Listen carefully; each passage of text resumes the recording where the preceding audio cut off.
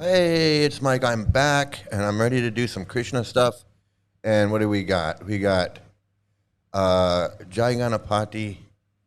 Hey, how you doing? Mid-afternoon. Okay. And Eliana with the prayers. Awesome. Good to see you. And let's see.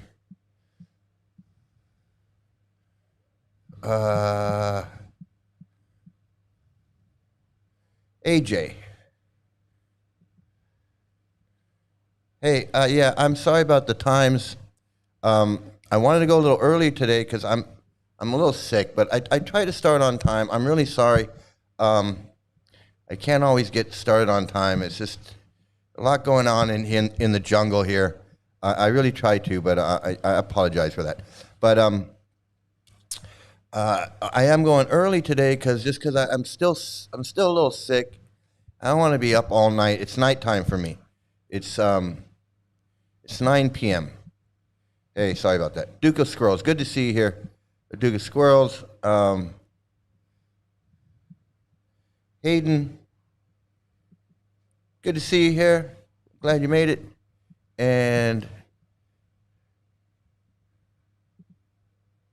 Hari blocked you. Wait till you hear. I don't know if y'all know what's going on with him, but let's do the opening. I'm gonna give you an update before we start what's going on. Let me see if I find this opening now, because I did some I did some maintenance here, and okay, here we go. Okay, guys, here we go.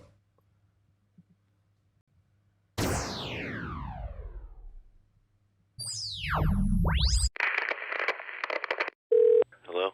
Hello.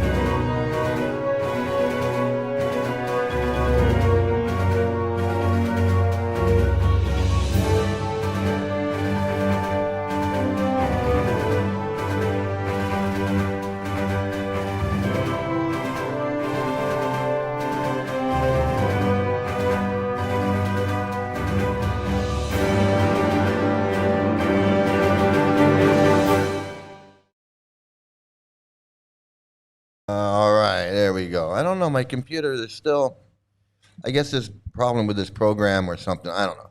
It's just not, the timing is a little off. But I want to thank you all for sticking out that opening. It's always great when you're still here. When that opening's done and you guys are still here, I'm like really excited. Weird Planet, good to see you. AJ, as I said. Okay, so this Hari, this Gora Hoodie, whatever you want to call him, this faker, scammer, he wants to defend Prabhupada and his child marriage and his pedophilia and all of that crap. And he wanted to come into my chat and talk shit. I guess he is William Zada, the guy that was in here last night talking about his cultural and all this crap. Like, I don't know what I'm talking about. He knows.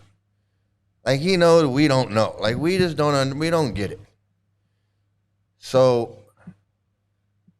he left me a message. He left a message, but then he deleted it, I guess, because Reddit sent me the email. Reddit. I get an email when someone sends me a message, right? You get an email saying, and it's got the message, and it says, you want to see the message, click the button. When I click the button, there's no message because he deleted it. But I got the message in the email, and where he was, and I posted it because I wanted him to see it. Where he said, do you have proof I'm this or that? and he said, I'll show you. I guess I should show you. I guess I should show you guys what I'm talking about. Um, it makes sense, right? I would show you what I'm talking about. Okay, so.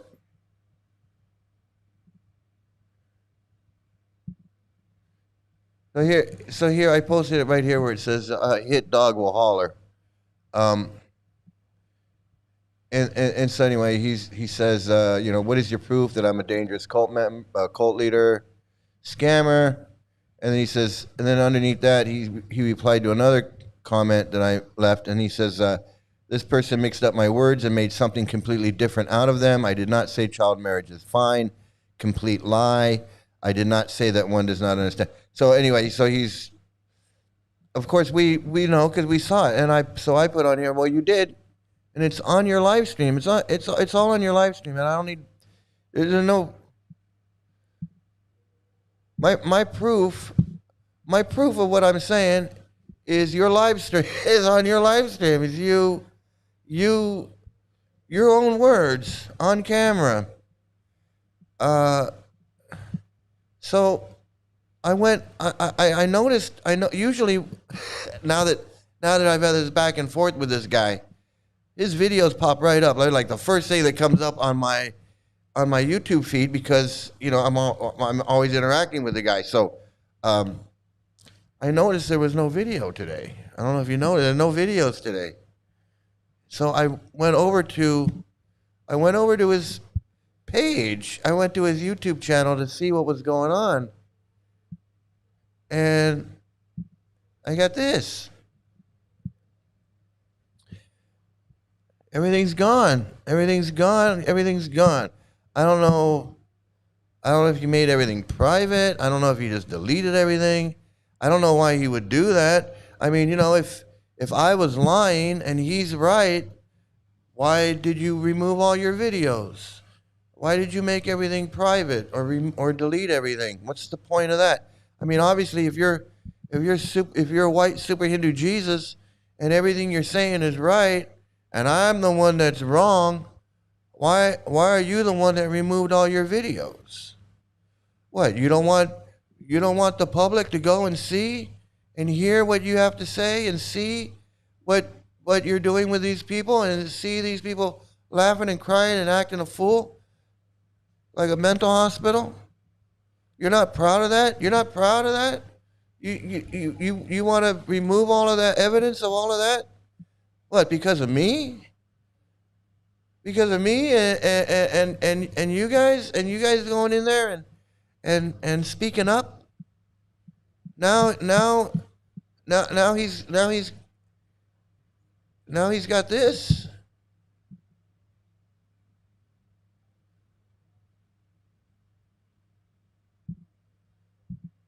Oh, I thought it was Lord Chaitanya's grace place. I thought it was. I thought everything was good. I didn't know. I didn't know there were. Who would have known? Can you get the link for the Reddit group? Let me. Let me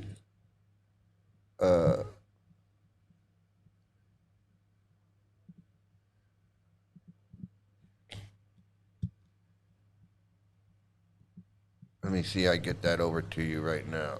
How can I do this?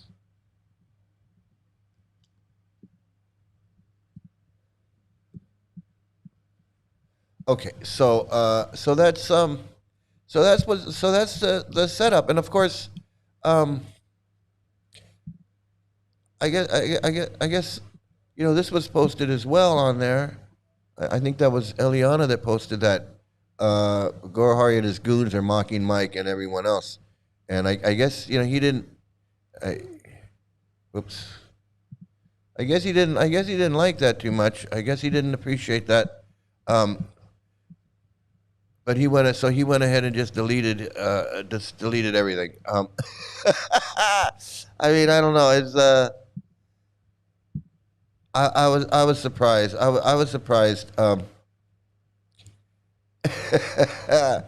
So he probably shifted to another channel. Yeah, well, do what you got to do, man. Do what you got to do. Do what you got to do. But if you're not proud of what you say, you don't stand behind your words. You don't have any integrity. You don't feel like what you were saying was right. You thought it was right when you were saying it. Now you got to remove your videos or make them all private. You don't want people to see what you've been saying. Why? You're not proud of yourself? You're not proud of what you've been doing? You're sure proud of it when you came into my channel. Come into my channel and start talking shit and sending Lolita Gunga into my channel and all these freaks into my channel and disrupting my chat. You felt pretty strongly about what you're doing, but now nothing.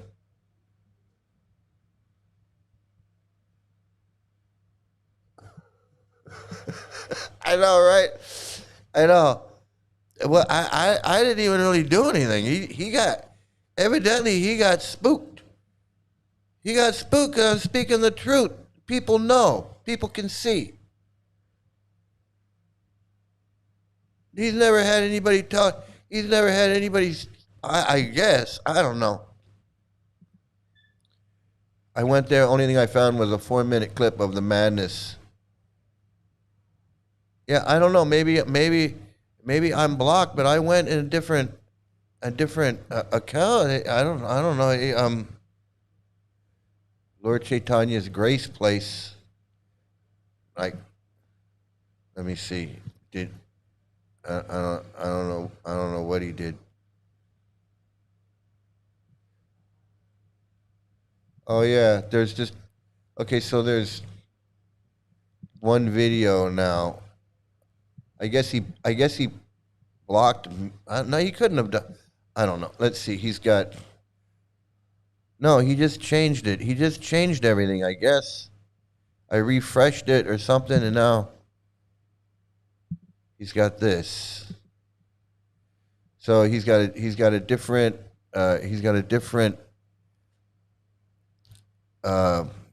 profile picture, and he just streamed one video 16 minutes ago.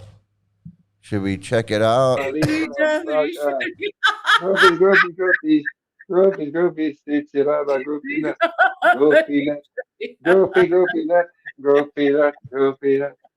Gopi, Gopi, Gopinath, Gopinath, Hare Krishna, Hare Krishna, Krishna Krishna, Hare Hare, Hare The Rama, London fog down there Hare is really Rama, getting into it, huh? Rama Rama, London fog. Hare Hare, Krishna Chaitanya, London Shri fog. He's Krishna Chaitanya, Shri Krishna Chaitanya, Prabhu Nityananda, Shri Advaita, Shri Gadana, Shri Radha, he doesn't look too happy, does he? He doesn't look very happy. What a scumbag, this guy. How do I get out of this? There we go. Look at this guy. What a scammer. What a joke. Look at this guy. This guy in his circus. This is a circus. Hare Krishna, Krishna Krishna, Hare Hare, Hare Rama, Hare Rama, Rama Rama, Hare Hare, Krishna, Hare So I guess he just got rid of he got rid of himself talking about child marriage and defending child marriage and talking about all that shit. He just got rid of all that. I guess he just didn't want to have that other. Since I called him out on it, I guess he decided he'd go ahead and remove it because he knows the truth. He knows the truth. He knows what he said. He knows what he believes. He knows what he's teaching these people. All these people all agree. I had them all on camera agreeing. Every one of them. Madhuma, the Yawning Man, and Noodles, and Stunning Freddy, all of them. All sticking up for child marriage. All talking about how it was fine. I don't know what I'm talking about. Well, he took that video down. He took all that shit down. He must be embarrassed by it. Evidently, he's not. I don't know. You guys tell me.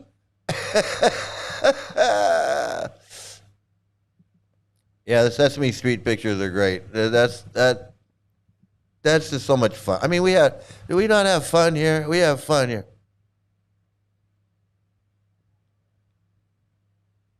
Yeah, yeah, I don't know. He's got one video up there now. I guess he's in.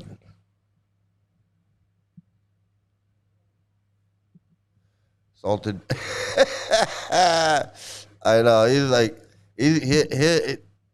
half of these people look like half of these people look like they're not into it. They got questions.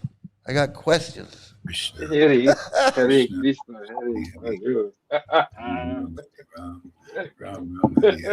My last laugh. Ooh, my last laugh. Long way to the Vishnu. Krishna, Krishna, Hare Krishna, Krishna, Hare Hare. He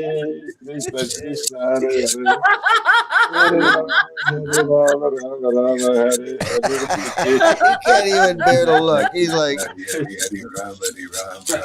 like, I don't even want to look at my screen. I can't. It's too funny. He can't even look at the screen. He's like, I can't. That is so funny. I know it I just thought it was funny. I just thought it was funny that after, he has this little go around with us that he deletes all his videos or makes them all private. I mean, it just shows you the dishonesty.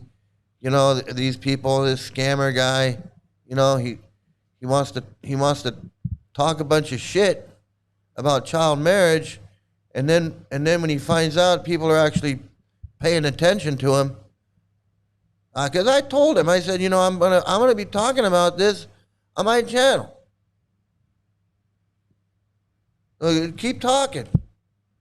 And he was like, oh, you don't understand Krishna consciousness. Well, then when he finds out that,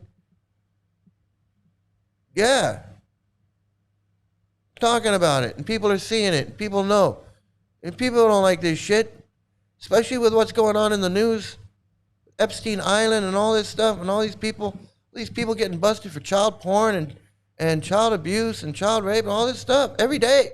You see shit every day.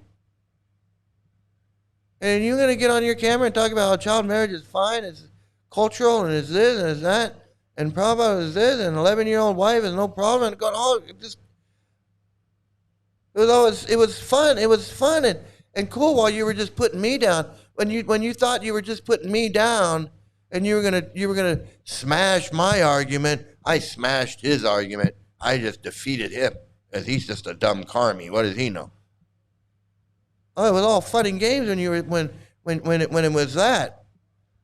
Well, when you realize that people are gonna see that and hear what you're saying, then you decided, oh, let me take this. First, you wanted to say I'm lying. First, you want to blame me. Say I'm lying. He's lying. He twisted my words. How'd I twist your words when they're on camera? Are you saying them? I'm not even. There's no audio. I'm just typing in the chat. He's doing all the talking. So how the hell I twist anybody's words?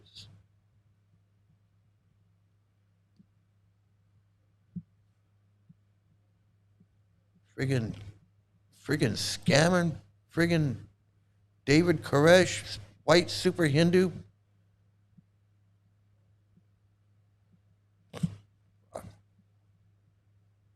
Okay. Okay, so that's that guy. So now I want to get into, what's up with all these, why are they so obsessed with children? You know, seriously, what? I mean, we know why, but the public out there, anybody who's tuning in, they don't put the connection together. It takes, hey, pause, how you doing? Good to see you. Good to see you, buddy. The pot calling the kettle black. Yeah.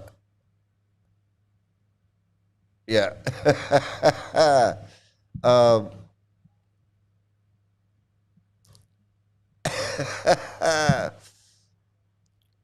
Gorahari, Kermit, Hot Lips, Miss Piggy. Hot Lips is Miss Piggy. Yeah, this the old Swaha. So before we get into the Krishna videos, of course, I want to show a little bit of this video about exploitation of children in cults, and it's a little bit about. I've never seen this video before. It's the first time I saw it, and so I wanted to share it with you. So a little bit of it. So let me see where I can get this going. No, that's not it.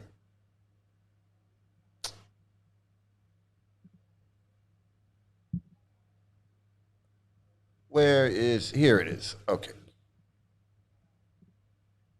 My favorite knitting cult lady.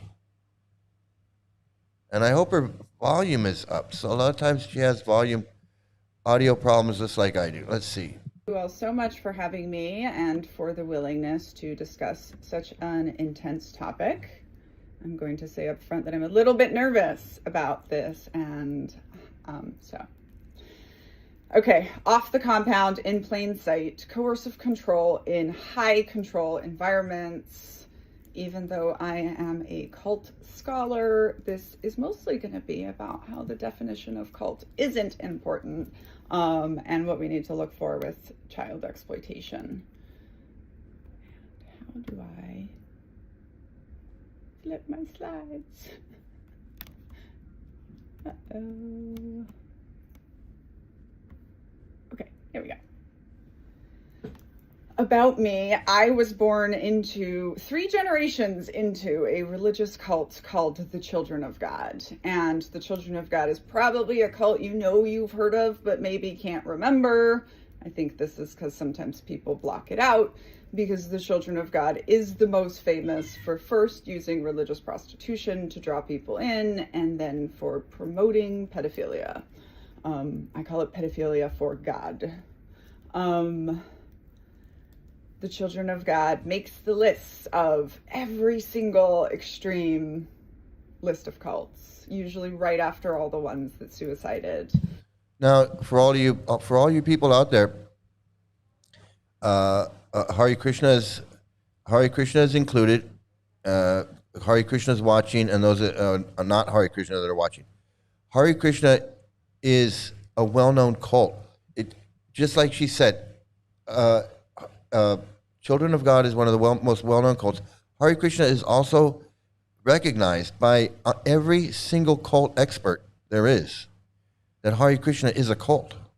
There's just no argument there.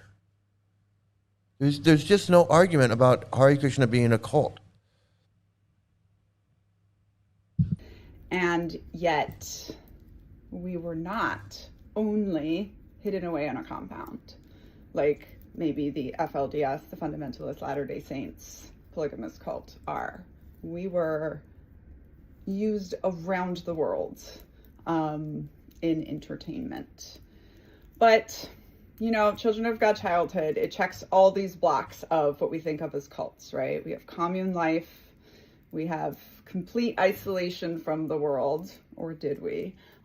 We did not go to school. We did not sometimes learn the languages of the countries that we were in, other than to perform and sell things. This is a photo of me and some very cute children in Japan, dressed as soldiers of love in God's army. We have isolation, we have fear, we have policing of self and others. This is actually one of my favoritely named terms in cult studies and maybe all of sociology, because when we are policing each other, it is called performative regulation. And everyone in cults and coercive environments at some point ends up being a perpetrator and being part of this system of exploitation. And then performance culture. And I think the most important. I just want to say, let me get on here.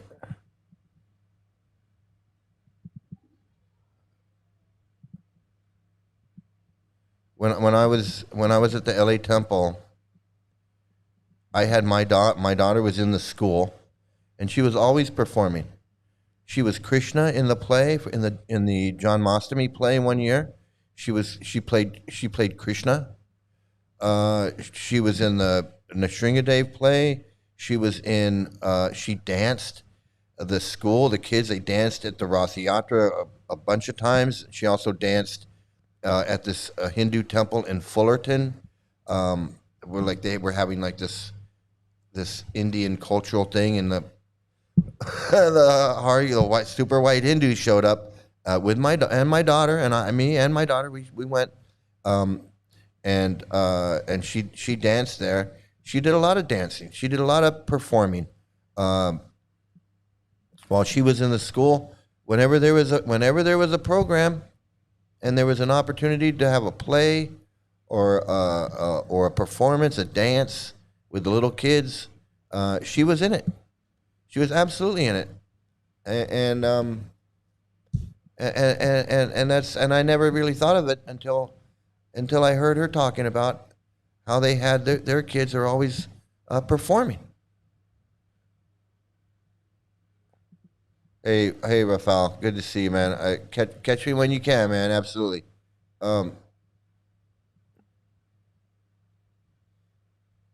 Yeah, the T-lock definitely is part of that.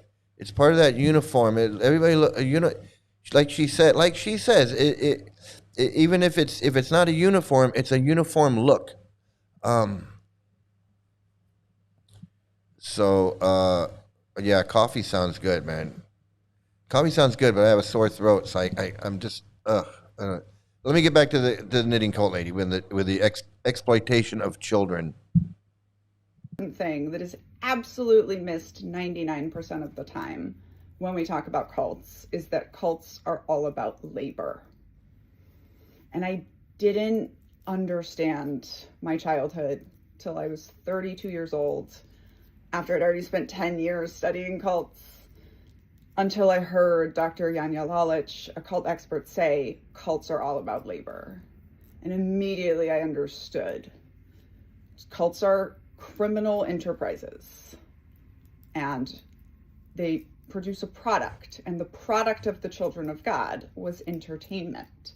The other reason you've heard of the children of God is because Jeremy Spencer, one of the founding... So the exploitation of labor, in the Hare Krishnas, if you think about it, Prabhupada was exploiting everyone's labor. He had everybody working for him for free. Hey, Don, how you doing? Good to see you. Got your message. Got your message, and it's good to see you.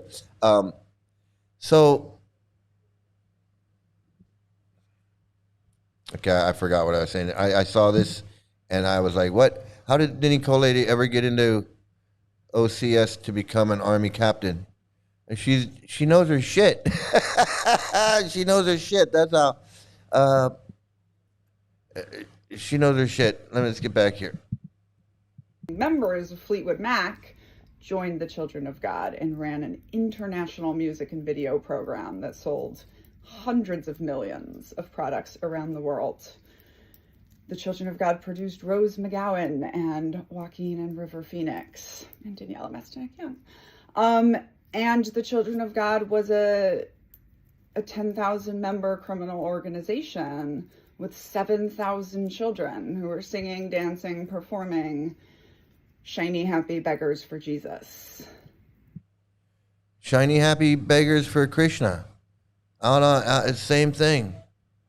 Absolutely.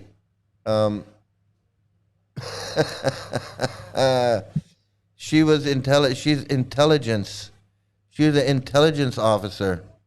You should read her book. She's a really good book. I haven't read it, but I've heard her talk, and I've heard her read from the book. And I'm telling you, she's the best cult expert I've ever come across. And I've been into researching cults for quite a few years. And it wasn't a small operation. We sang twice at the White House in the 90s. We performed for the president of Brazil.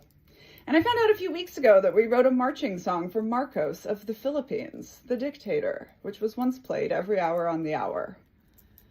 And all of this was done in plain sight of the whole world.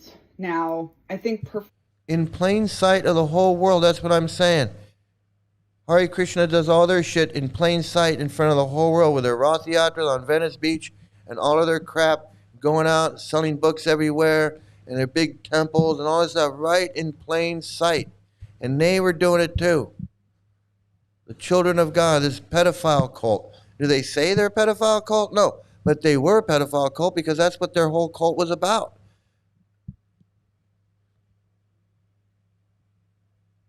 Like people say, well, Hare Krishna, they how can it be bad? They take over Venice Beach, Golden Gate Park, and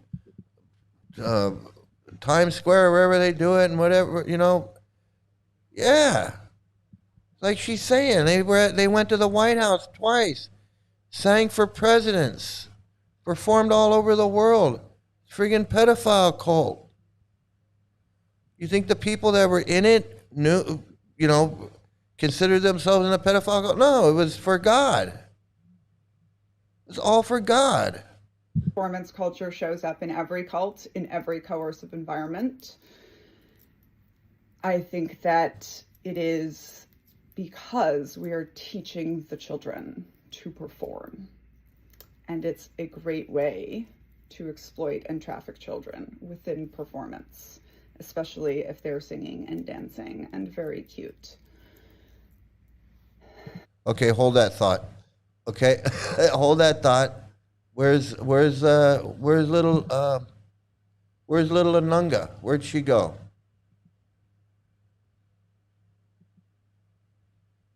I can't find her now.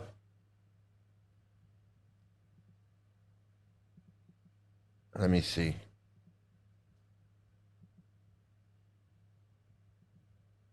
Let me see if I can find a little. Where'd she go?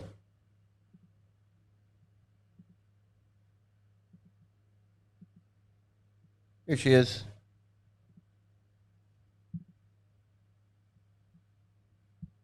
One sloka from Bhagavad Gita.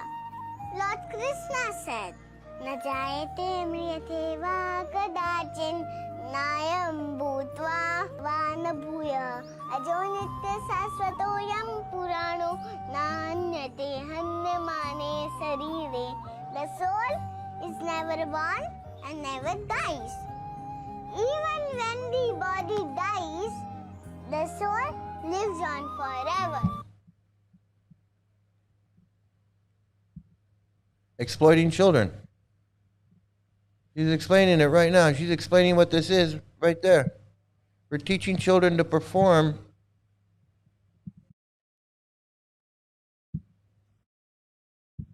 Children to perform. And it's a great way to exploit and traffic children within performance, especially if they're singing and dancing and very cute.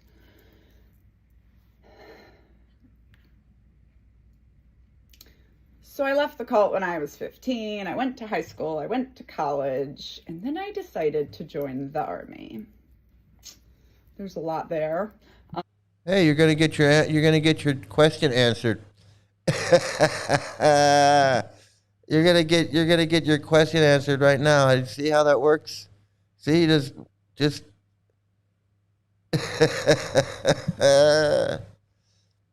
why would she actually volunteer for that? Well, let's hear what she has to say. In the prologue of Uncultured, I am on my first day of basic training, holding my duffel bag above my head, going, okay, I joined another cult. Like, I somewhat know how this was going to go. And let me tell you about life in the army. quickly. There was compound life. There was isolation. There was fear. There was policing of self and others. There was performance culture. I ran a 5-minute mile, and I looked really pretty in uniform, so I was a good soldier. And cults are all about labor. So there you go. There. Yeah, she's really good. She's really good, and she knows her shit. She knows her shit, man. She's really good.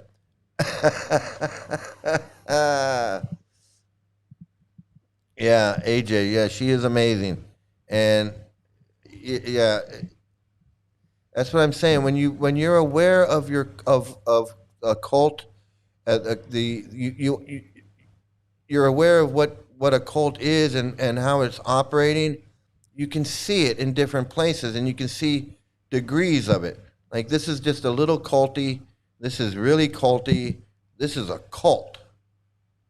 But if you don't understand what a cult is, how it operates, the different elements, how the machine works, how the brain works, you don't understand any of that, you're not gonna recognize it. You're gonna just think, oh yeah, I was doing this yoga, I was chanting, I was doing this japa. It was called bhakti yoga. I was doing that for a while, and then I stopped doing it. I got out of it. You don't know you were in a cult, or you join it and you believe all their bullshit. And you don't know you're in a cult. That's what happened to all of us. We didn't know. We believed the bullshit. We got sucked in. We believed it. And that's what happens. But back to the children.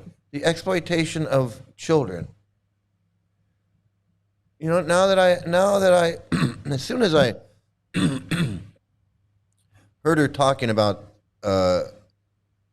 children and the labor and the exploitation of children, I immediately went to this. She says, if they're cute and they look and they can perform and everything is, and they're training. Thank you very much. It's a great way to exploit children. And exploit other children because they see Hare her. Krishna. Welcome to Innocence Meets Wisdom with His Grace Garang Prabhuji. Hare Krishna. How are you, Ananga Manjari? Time. Prabhuji, why did Lord Krishna choose to appear at midnight? Midnight is the darkest part. I mean, if you think about it, they're totally exploiting this little girl. I mean, they're using her as a prop. They're using her no different than Hot Lips. They're using her to condition other little kids, other little girls. And like the knitting cult lady said, it's exploitation, and it's also opportunity for human trafficking and all of that. It's just leave the kids out of this stuff, because you're already messing up their heads with your cult stuff. But then you're gonna now it's all about exploitation. So it's like, okay, just exploit them a little bit. No. It's all exploitation. It's all exploitation. So here you've got, and this stuff just goes on with this little girl. This is like their whole thing. His Grace Garangasan Prabhuji. Hare Krishna. Thank you, Ananga Manjari, for having me in your wonderful podcast. Yeah, it's not. Because it's not her idea. It's not her idea to do this. Hey, set me up with a podcast and get the light over there, and like no, they like just get this little girl to sit there, and she's cute, and put her on the chair. She follows instructions. She can. We tell her what to say, and she says it, and she's cute, and she looks natural, and that's good, because not every little kid can do it, So it's total exploitation. It's not her idea to sit there and I'm going to interview this Gauranga Darshan Prabhu or whatever.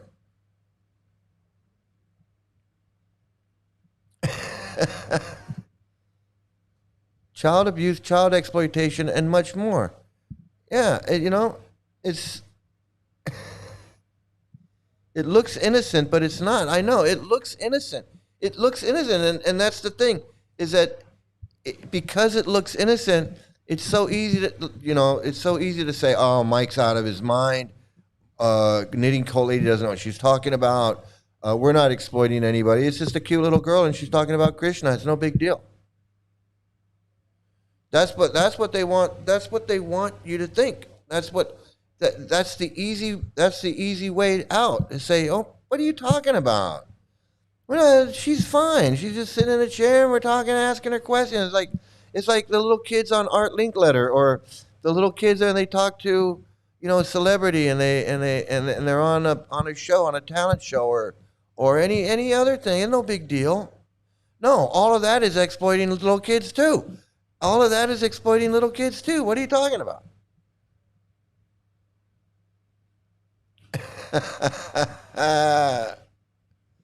I know. When are they getting married? That's what I said. I'm like, he's looking at her like, that you. How old are you? He's like, what are you? Are you 12 yet? Are you 11 yet? Because I don't know. You're pretty devotional, and you got T-log on, and maybe, are you 12? Maybe we All could. the scriptures written by Vyasadeva are definitely very important. But he was not satisfied. Then And he started. and we're joking about it. I'm joking about it, but it happened. Prabhupada married a 12-year-old girl to a 19-year-old man. It looked a lot like this. It looked a lot like this. Reflecting. Where did I go wrong?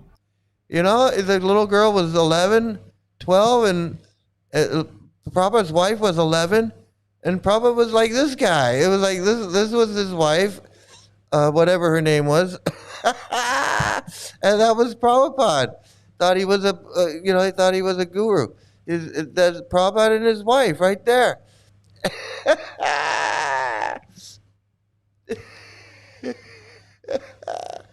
That's crazy. Hey, that's good. I hope you two can really, bond or not bond, because it makes it sound like you're not. I hope you can really come together and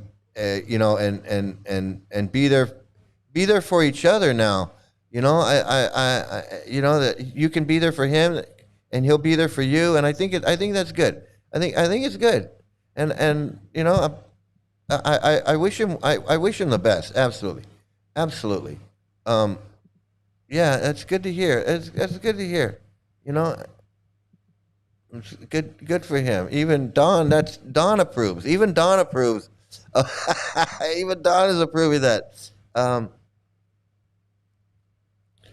Wow, that's amazing. I mean, that's really something. I'm sure you had a lot to do with that. But that's good. I'm glad he's going to be free of that mental prison, of that.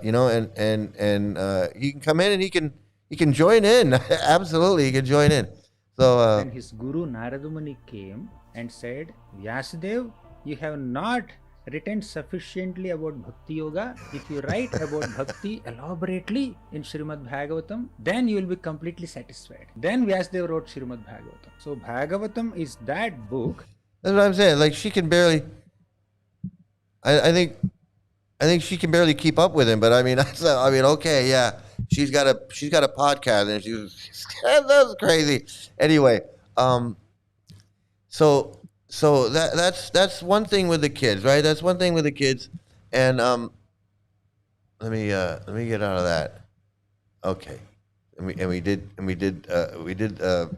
knitting cult lady. Yeah, maybe he'll join the chat one day. Maybe he'll join the chat one day. Give us his his views and ideas, you know. For religion believes Allah is everywhere, but they travel 1,000 miles to venerate and circulate 7 times this black stone. Yeah, it's. I mean, that makes that you bring up a good point. You bring up a good point. Yeah, that's that's great though. That you know, I'm really happy. I'm really happy that somebody came to their senses, and I guess it's never too late, right? It's never too late. So pause. Don't worry about your brother. Just, it just look at the pause. Take that should give you some. It should give you some happiness there, some peace of mind, and know that your brother may come back one day. Absolutely, he may be a grandfather, but he can come. Maybe he'll come back one day. No, I'm just playing. I don't want to. I know it's tough, man. I know it's tough. I do. I really do. Okay, so I just wanted to remind everybody. I wanted to remind everybody that of this. This is just the other day. We saw this, and you are going to give them their arranged marriage, and we're going to find the perfect gopa for them. Wait a minute. But their 10-year-old marriage means now they have a. Okay. Boys and all the calves. Did you know that? Yes. Okay, good. So you know that. Did you know that at that 1 year, all the gurus in Vrindavan said this is the best time to marry your daughters.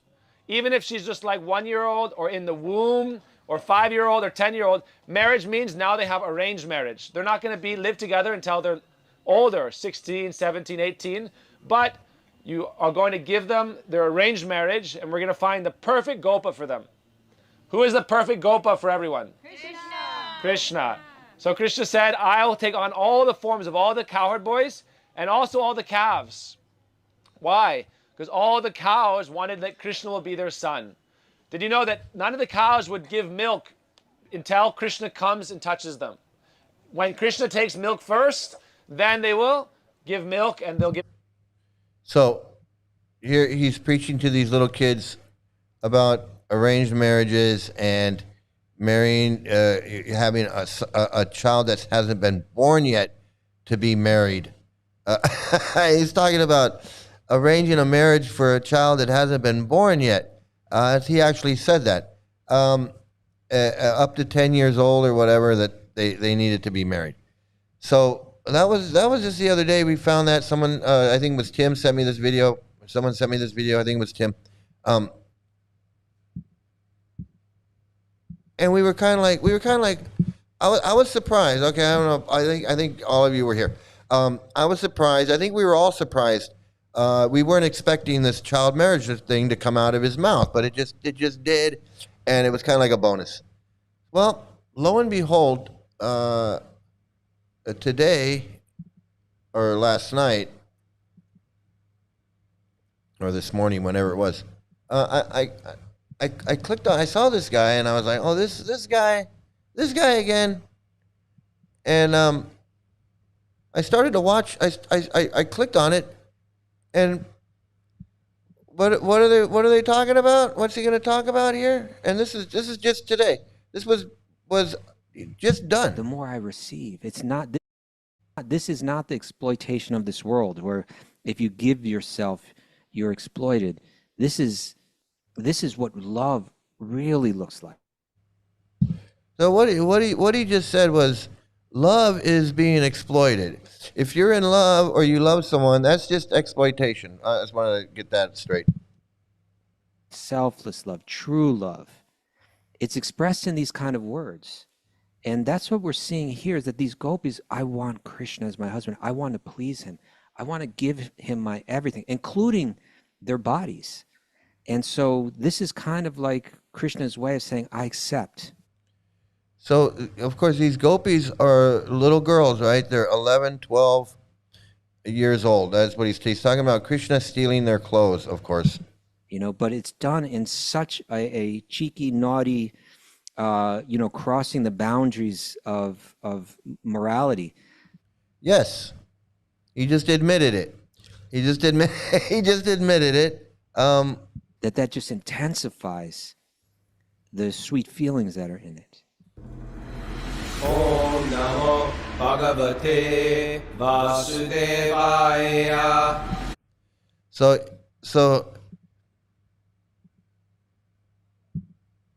white super Hindu Jesus or whatever, white super Hindu is going to explain Krishna stealing the gopis' clothes.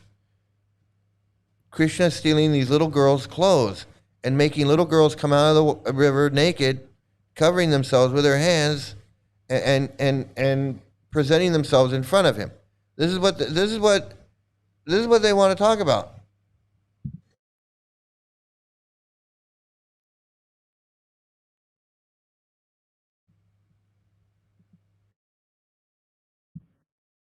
Rishikesh Kostubadas. Welcome to the show. Today's Thursday, March 12th, 2026. It's episode 1743. Good morning, beautiful people. Good morning, Kostuba. Good morning, Raghunath. I'm jet lagged. Not a good jet lag. I don't know if there is a good jet lag, but for you going back. went to bed at 7:30. Yeah, that's woke up good. at 2 in the morning. See? What? That's great. You wake up at 2 in the morning, you got some great hours there. That's a nice way to look at it. Yeah. I didn't look at it that way. I looked at it like I'm not supposed to be awake right now. I think I'm urgency. And That's should important. it be close to the stairs or away? I think you just need the podcast because the podcast sometimes. Yeah.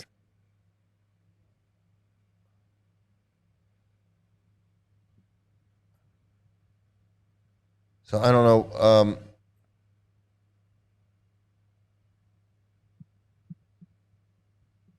Yeah, it's just a beautiful way. It's like, I feel like it's less like a conference and more like a month-long satsang is what it feels like. Yeah. And so did it start today? Today's the first day? It started last week, Friday last week. Okay. Yeah. I'm sorry we didn't announce it. But glad we got you on today. So we put a link up on our message board right now if you're listening live. Also, we're going to put it in our show notes. Yeah, but people can watch the recording, right? They all get uploaded to YouTube. Is that correct? Exactly. Yeah. If you register, you'll get a link. Basically, we'll send you all the replays so you can go back and watch. And so join live like this in Zoom. Well, and I gotta sit here watch these guys go on, but they are talking about Krishna isn't immoral, he's transmoral, like he's beyond moral. So that when he does these naughty things, what they call naughty things, like stealing the gopis' clothes and making them come out of the water, covering their private parts, it's beyond. It's don't think of it more. Don't think of it as immoral. Don't think of it as immoral. Just in the same way that Gora Hari wants to say that child marriage is not immoral because it's in their culture. And they want to say that these things that Krishna did, these stories about Krishna stealing the gopis' clothes and Krishna and the Rasa dance and Ramananda Roy rubbing his hands over these little girls. They want to say that it's not what it sounds like, that it's not what it is, that it's spiritual, that it's you gotta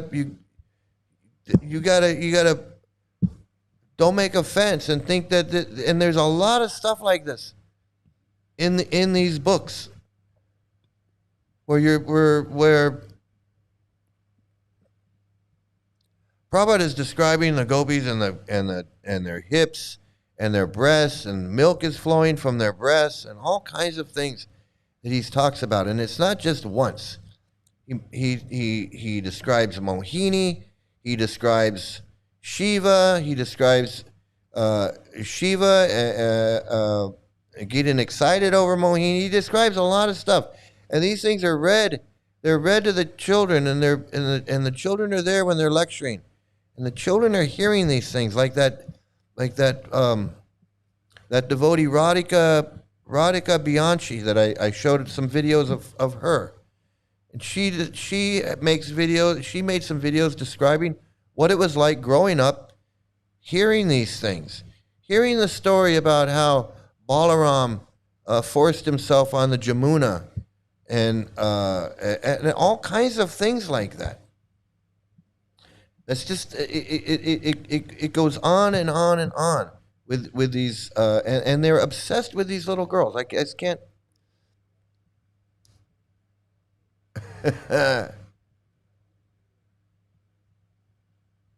He said hi to everyone. Hey, Dad, good to see you. He was initiated in 1971 with your mom. Wow, that's amazing. So that's a long time, man. That's a long time. That's so great to hear that, that he's come to his senses and or just just kind of like wake up and just hey, I'm Krishna is immoral. Yeah, that's correct. The perverted personality manifested in Vrindavan, and they love talking about it. They love talking about it and acting like it's okay, like everything he did is okay. Like marrying 108 gopis or 108 wives of Kaliya, or he married 108 or 18,000, however many gopis. Like that's okay. Like that's okay. Or having sex with a hunchback, whatever her name was, Kubja, the hunchback, and straightening out her back. Or whatever it is your dad was initiated by letter, and your mom was initiated by Hansaduta.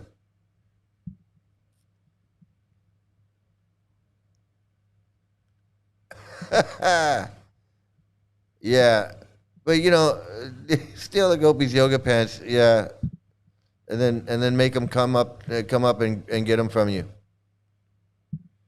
Yeah, your dad sounds pretty cool.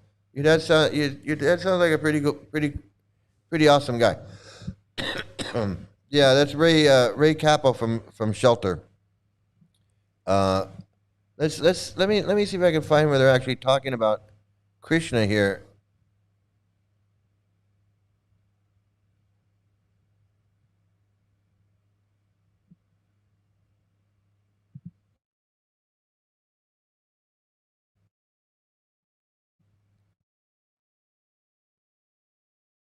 Oh, hold on a second.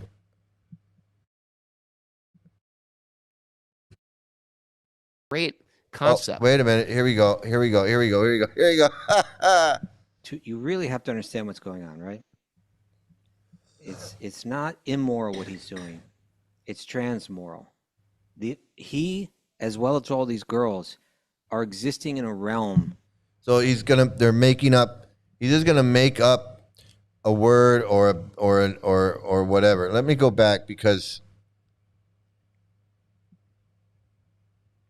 To text 11. It's getting good here. Yeah. Lord Krishna steals the clothing of the gopi girls. He said it's getting good. He said it's getting good here. This is where Krishna steals the clothing of the gopi girls. See, this is they like this. They like this. Now we were discussing yesterday about how you really have to understand what's going on, right? It's not immoral what he's doing. Yeah, see that's the thing. We don't understand. We don't understand what's going on. Krishna is stealing the clothes of the gopis, and making them come out of the water naked in front of him. They're gonna. We don't understand that. We can't understand that.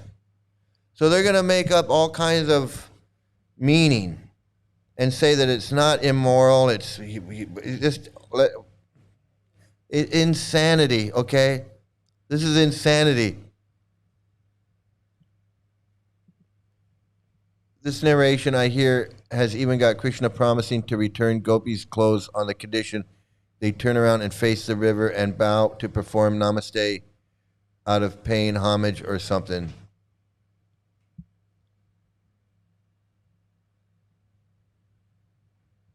Well, let's see what he says here. It's transmoral. He, as well as all these girls, are existing in a realm, as Rumi would call it, right? Beyond good and bad, right? They're existing in a realm. The morality of this world is there to help kind of elevate us, help us evolve. These are beings that are already. So somehow he's going to turn this into. Nobody understands anything except these dipshits. I know. Absolutely. Absolutely. It's like a white super Hindu. White super Hindu is going to explain it. But see, it's already the point where they're doing it for us. Or this pedophilia, naked little girls, and talking about naked little girls and Krishna stealing their clothes and all of this is just it's for us. It's for us. You don't understand. You don't get it. This is it's not immoral what he's doing. This is for us. And I think nobody understands anything except these dipshits. I know, it's so funny.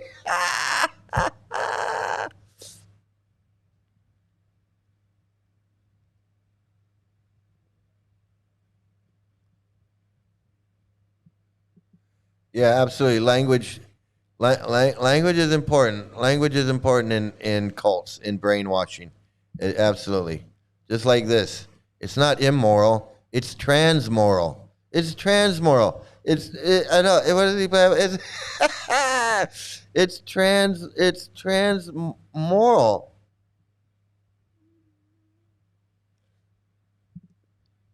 Cannot understand if Krishna is God, he should be the source of morality and a more model for conduct. No, he's transmoral. He's going to teach you what not to do.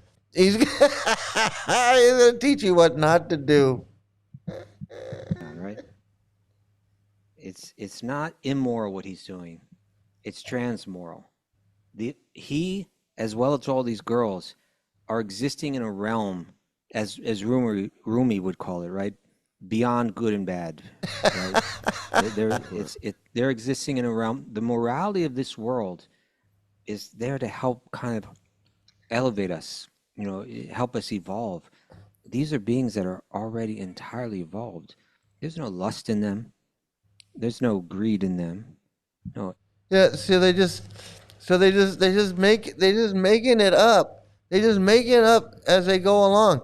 Like, Prabhupada's making it up. Like, where does it say that there's no lust and no greed? I mean, what I've seen is pictures of the Rasa dance and pictures of Krishna from hundreds of years ago, thousands of years ago. It was pretty lusty. I'm just saying. Okay, I'm not going to get into it, but it was pretty lusty. Check out some of the carvings on some of these temples. Man, those gopis and Krishna and the gopis were getting down. They're getting busy, okay? They were getting busy, okay? I'm just saying. Anger, no illusion in them. They are operating on the platform of the purest, deepest, most sincere love. And so everything that they're doing is just nourishing that more and more, or stirring it up more and more, you could say, igniting. This guy is no different than Gaurahari. Actually, he Krishna's a transformer. He's transforming and more transmorality. It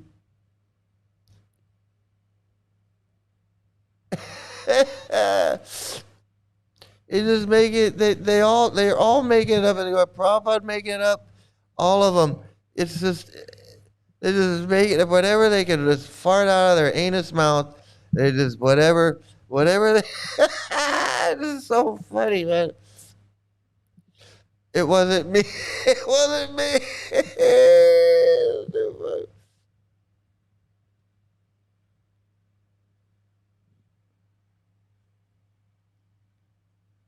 Yeah, it is. It's performative regulation, self-policing, policing of the self and others. That's all it is, and absolutely, all cults do it. Let's get back to this guy. This guy, he's a Gorahari. Okay, he's nothing. He's just a Gorahari, and that's why they're all the same. I can't stress it enough. It more and more. Yeah. And so, yeah. Seems like a naughty little children's tale, but who are the gopis? They are the pure souls designed. See, it sounds like a nice, but let me explain to you why it's not.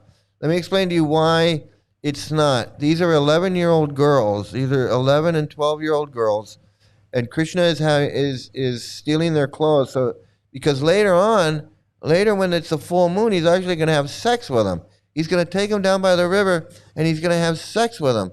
Okay, so this is not really as bad as you think it is, but just wait, it gets worse. It gets worse. To connect with God, when we are on our A game.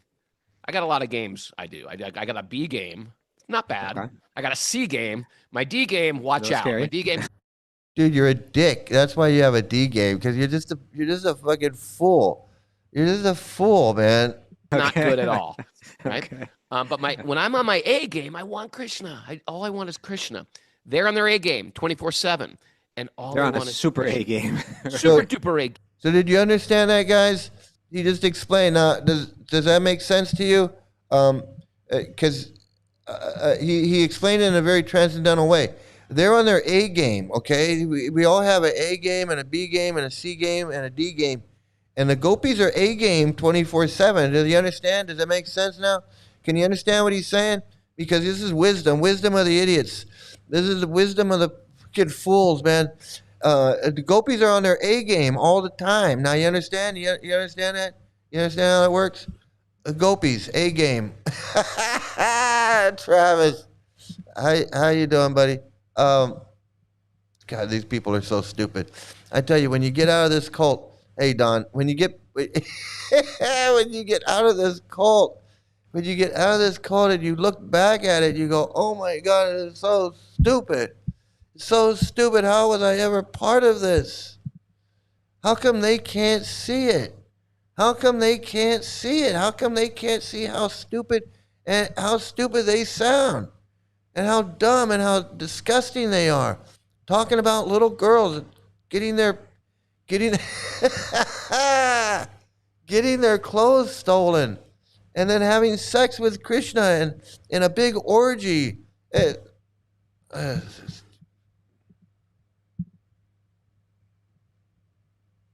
Game, right? And all they want is Krishna, and then Krishna's reciprocating with that. All they want is Krishna. Well, what do they want? What do they want? Why are they so sexually excited with their hips swaying and their breasts are full and milk is flowing from their breasts, and they're lusting after Krishna, and they stop what they're doing. They stop milking the cow, and they stop boiling milk, and they stop breastfeeding their kids, and they run to Krishna. What is it? Why? What for? What? For what? What are they doing? Why are they having these feelings and lusting, and what? Because they want to have sex with him? Is it because they want to have sex with him? Is that what they want? Sex? These little girls want to have sex with Krishna? And he's turning up the heat. He's turning it up. He's stolen their clothing. He's turning it up. He stole their clothes.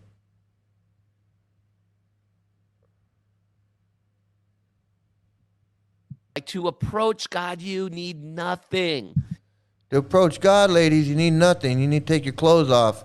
You need to take your clothes off and just walk up in front of God naked. And just cover yourself with your hands like the gopis did. That's what he's saying. I mean, I don't know. That's what he said. I don't know. You're like, we're completely naked in front of God. What a great concept. What a great concept, right? To just be naked in front of God. Is this guy fucking weird or what? Little 12-year-old girls, little 11 and 12-year-old girls get out of the river naked and just go stand in front of God naked. And this guy is going, yeah, wow, isn't that great? What a concept. That's awesome. That's just the best thing I've ever heard. This is the best thing I've ever heard.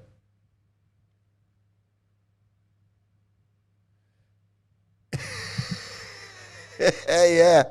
She's like knitting in the cult, lady. Knitting in the cult.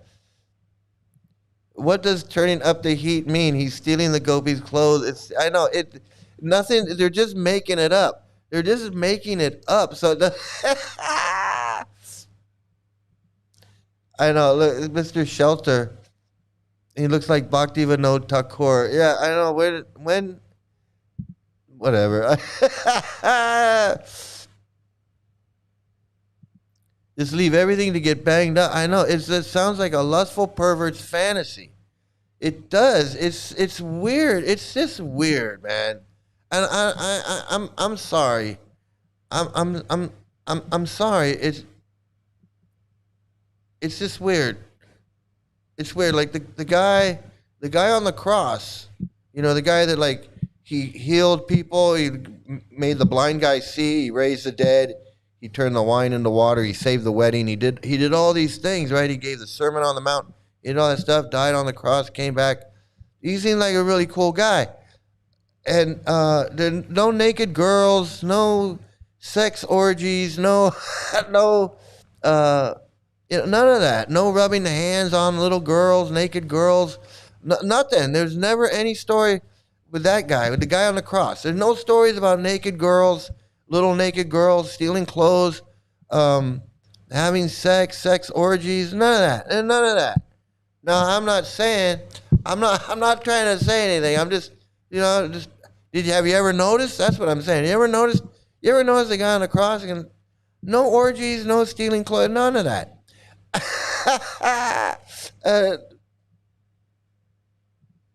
I don't. Nobody should take nobody's property, and you shouldn't be the friggin' disgusting peeping Tom.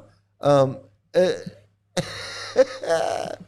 mean, he did a lot of cool stuff, AJ. It was like, but the point is, there's no orgies, no stealing clothes, no little girls.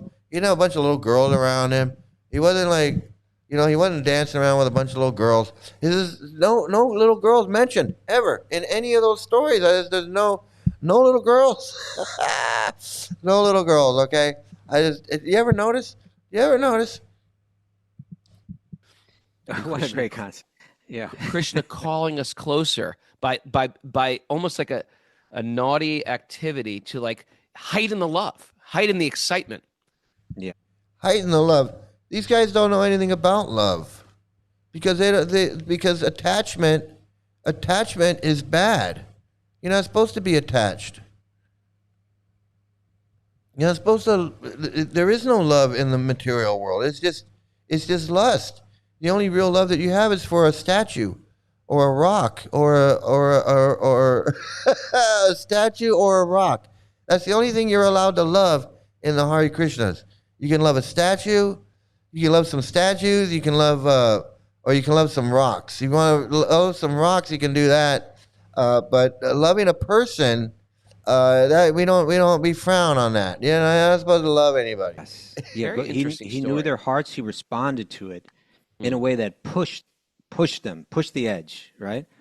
He knew that and we were reading yesterday that all these girls, they were performing a month-long ritual. Right. They take a vow. They're eating the simplest of foods, and they were praying every morning, going together. We saw this beautiful scene, right? They're all holding hands, going to the temple of goddess Katyayani or Durga, praying. They had a mantra they were chanting, and essentially the mantra said, "I want the son of Nanda Maharaj. I want the Krishna to be my husband." That they were focused on like yogis, chanting this mantra. This was the desire of their heart. Now, Krishna, it sounds like he's just a naughty boy. He was responding to that call of the purity of the love in their hearts. He's reciprocating with it in a way that is erotic and in a way that is pushing the superficial ethical boundaries. That's making it even more intense for everyone. Superficial ethical boundaries. So like they don't believe.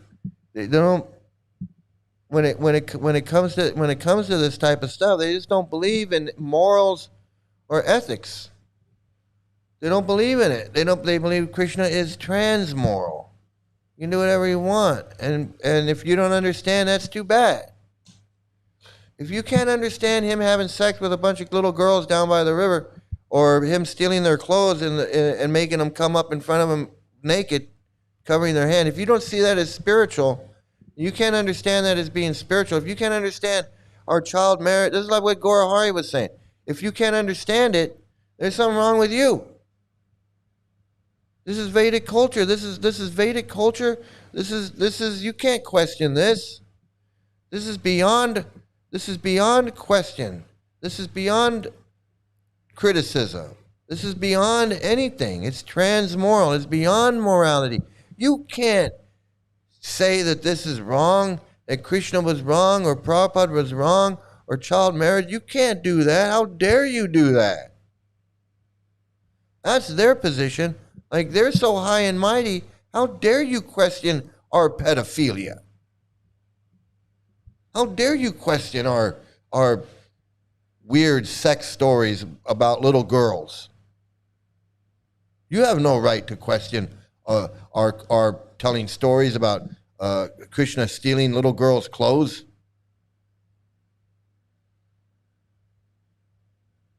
How dare you?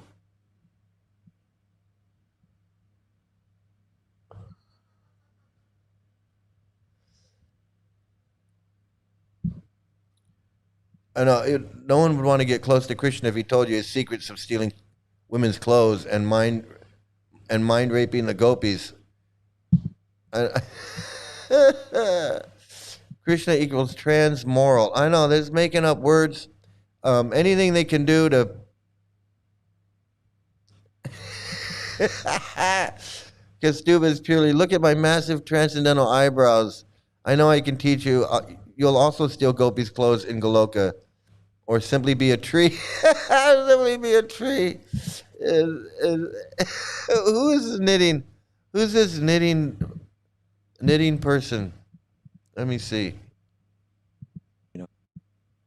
Mm-hmm. A lot of us can feel that reciprocation, even on I won't say a D game or a C game. Oh, he's back to his D game and C game. He thinks that he can reciprocate. He thinks that when he come on, man, give me a break. Give me a break. He thinks that when he loves a statue, that he can feel the statue loving him back. That's what he just says. He can feel the reciprocation. When he gets in front of the statue and he bows down in front of the statue and he says prayers to the statue, he can feel the statue reciprocating. He can feel it. It won't be his D game or his C game, but he can feel it. Absolutely, he can feel it. Like on a B game, when you're sort of like, is this B game? Something more spiritual in my life. Probably anybody who's listening to this podcast have had this point where they're like, anybody listening to this podcast thinks you're a friggin' nut. I can't believe anybody would listen to your podcast. Seriously, I can't believe anybody would listen to this stuff and think that you have anything to say. Yeah, it does kind of look like Aerosmith. Looks like Joe Perry or somebody over there. I need something more spiritual in my life. And that desire alone creates an opening for God to step in. And as I move closer, he comes closer. And if I think, maybe I'll go to a kirtan tonight, or maybe I should read this book tonight, and all of a sudden a book will show up. You meet an old friend who shares something spiritual. A book just shows up.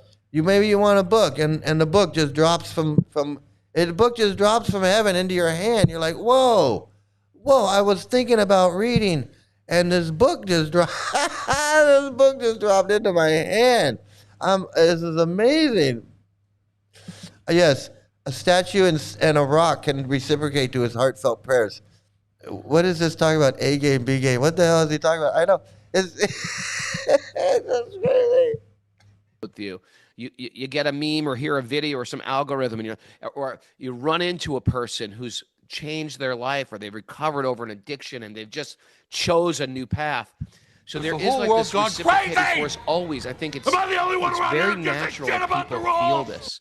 And when that starts to get going, and when that wheel starts rolling so much, Krishna, it's almost like two lovers running towards each other. Slow motion. Sometimes when these guys talk, I gotta say, let me get my evil twin out of there. I gotta say, sometimes when these guys talk, they sound like they don't know what they're talking about, and they're just making shit up. Sounds like they're just making shit up, like Gora Hari. They got like 2 Gora Hari, like Dumb and Dumber. It's like Dumb and Dumber, I swear.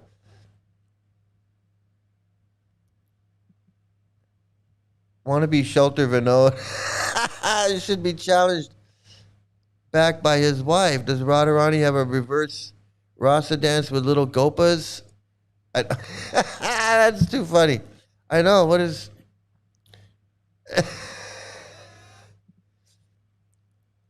the not Gita, Krishna steals other men's wives, adultery fuckfest, and then sends them home like he got what he needed.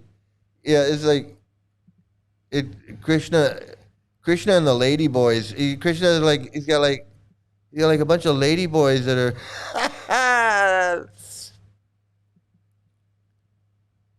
Dude remains surrounded by ladies to the point he starts looking like one. Yeah, he does. Everybody says that.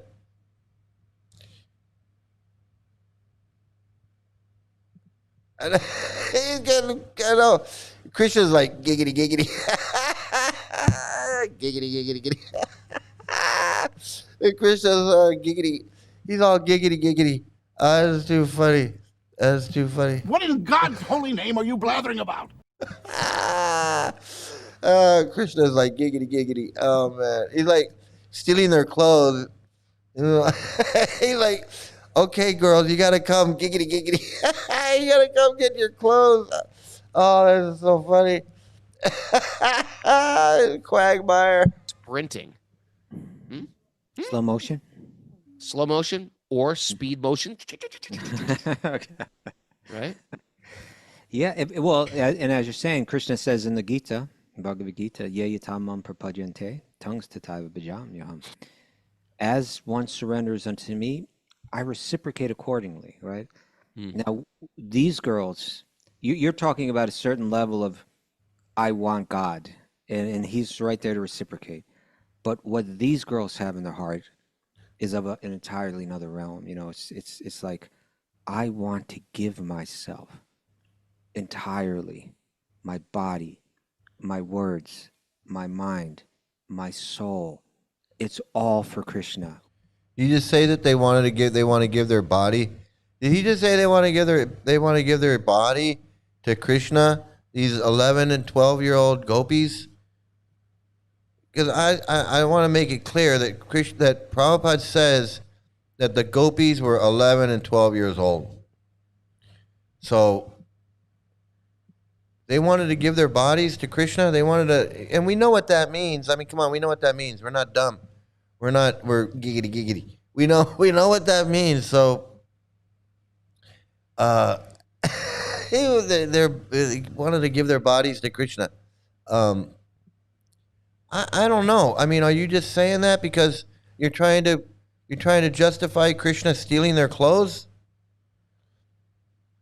No, and seriously, you gotta think like this story is like 1,000 years old, right? This story was written like 1,000 years ago by some guy named Bopadev or something, right? What was the point of this story? Because he didn't get it. The guy who wrote it didn't get into all this other stuff.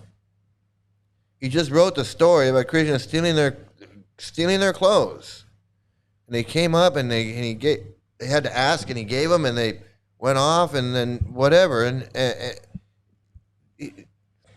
all this stuff that they're talking about, and what these gurus talk about, that's all stuff that the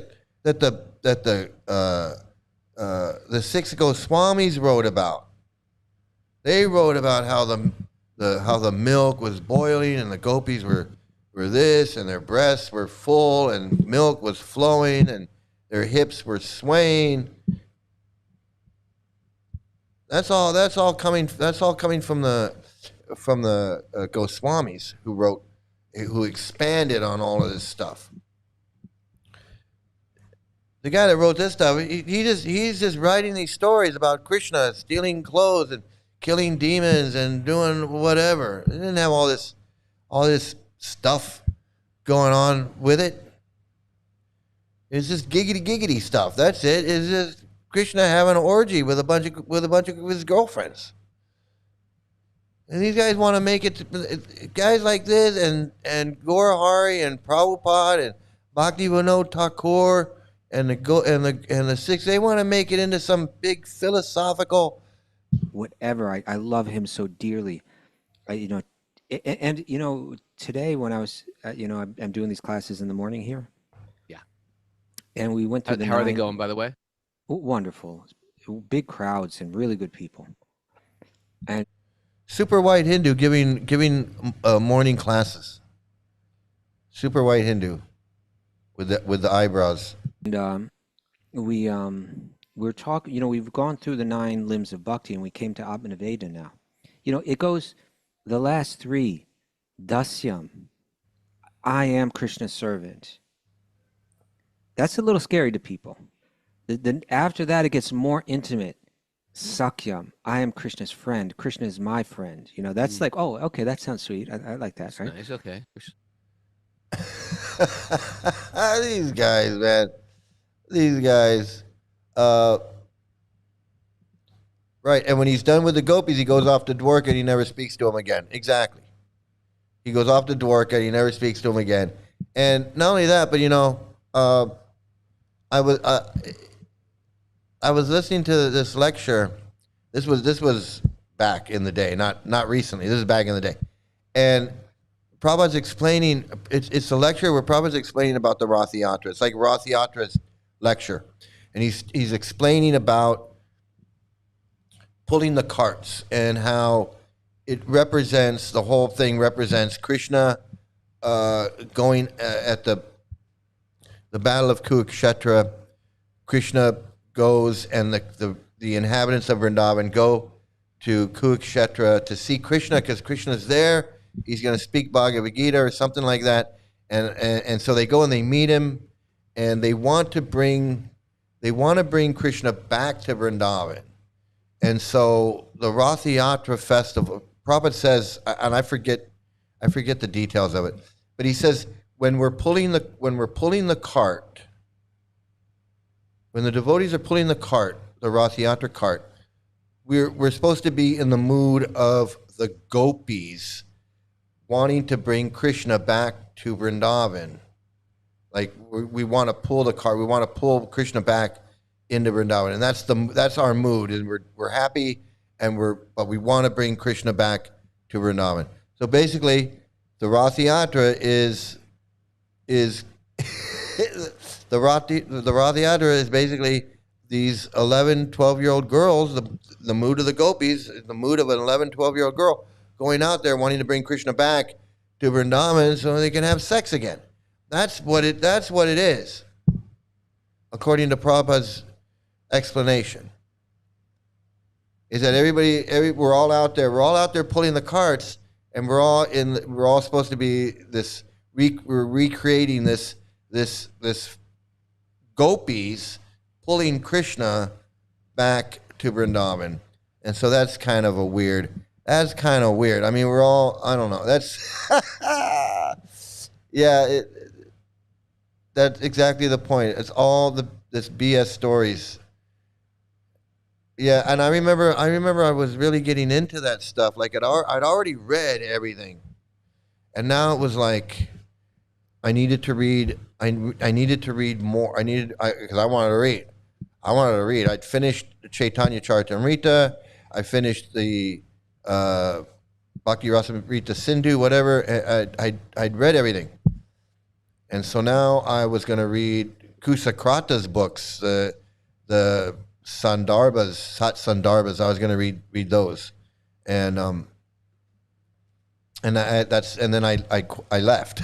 I left before, but that's why I was like reading others. I was reading other things. I was reading this thing about Lord Shiva. It was like prayers. It was like Lord Shiva's prayers to Krishna, and then I was reading some other books that were not ISKCON books. I wasn't supposed to be reading these books. You see, and I ended up leaving. But I was reading some other books. This Chaitanya Mangala book that I got, and I remember Yashodananda saw that I had a stack of books that I brought back from Vrindavan, and he saw these books, and he's going through them, looking at them, and he's like, "What are these?" Actually, some of them I got from Brahmananda, and I didn't tell Yashoda that I got them from Brahmananda, but he's like, "What are these?" And I said, "Oh, those are mine." And he just like looked at me like, "Wow," you know. He didn't want to say anything, but he was trying to say something with his look. He was just like, and I said, "Yeah, I got those in Vrindavan. I'm reading them," and that's retards are us. Yeah, these guys with this bullshit. Distributing Krishna book. Lots of devotees were saying it's for kids. I thought, no way, it's for kids. All right. I'm gonna tell you how it is. I knew it wasn't for kids, but it was written like it was for kids, and I didn't understand that. I did not understand it, and I remember my old time devotees like Radha Kund and Bir Lakshman, and they were like, well, Prabhupada wanted this to go. He wanted to write Krishna book because he didn't know how long he was going to live. So he was writing he was translating the Bhagavatam, but he wanted to put the Krishna book out there. That was really important. So he just wrote Krishna book as a storybook, and that's why it's in the form that it is. But when I read it, when I started reading it, I was like, this is for. I knew it wasn't for children, but I was like, this is for children. This is like once upon a time in a big forest, there lived a god, and the god's name was Krishna. And Krishna had a brother, and his brother's name was Balaram. And together the two boys ran through the forest playing with their toys. And I was like, this is a children's book, but I knew it wasn't a children's book. Because then I got the children's Krishna book. And it's like even more for children. It's like it takes a Krishna book and it turns that into that's like, see Krishna run Krishna run. It's crazy. It's crazy.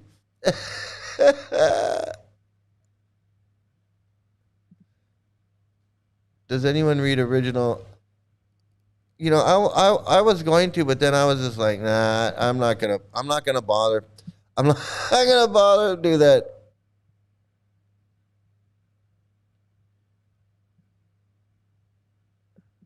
Yeah, I think you can get one by Hridayananda. He's writing one. I guess Hridayananda wrote one, and such a bag of bullshit cult. It is, and the horrible thing is the exploitation of children. They got exploitation of children on the brain. You know, they just do. Same here. Kushakrata's books, I remember, and Chaitanya Mangala as well. At the end of the day, the more you read, the more you'll be confused. Absolutely. Absolutely. The more you'll be confused. The more you'll be confused. For a non-ISKCON Bhagavad Gita, the most recommended neutral and accurate translation is the Gita Press. That's like the most sold book. That's like the most sold Bhagavad Gita there is.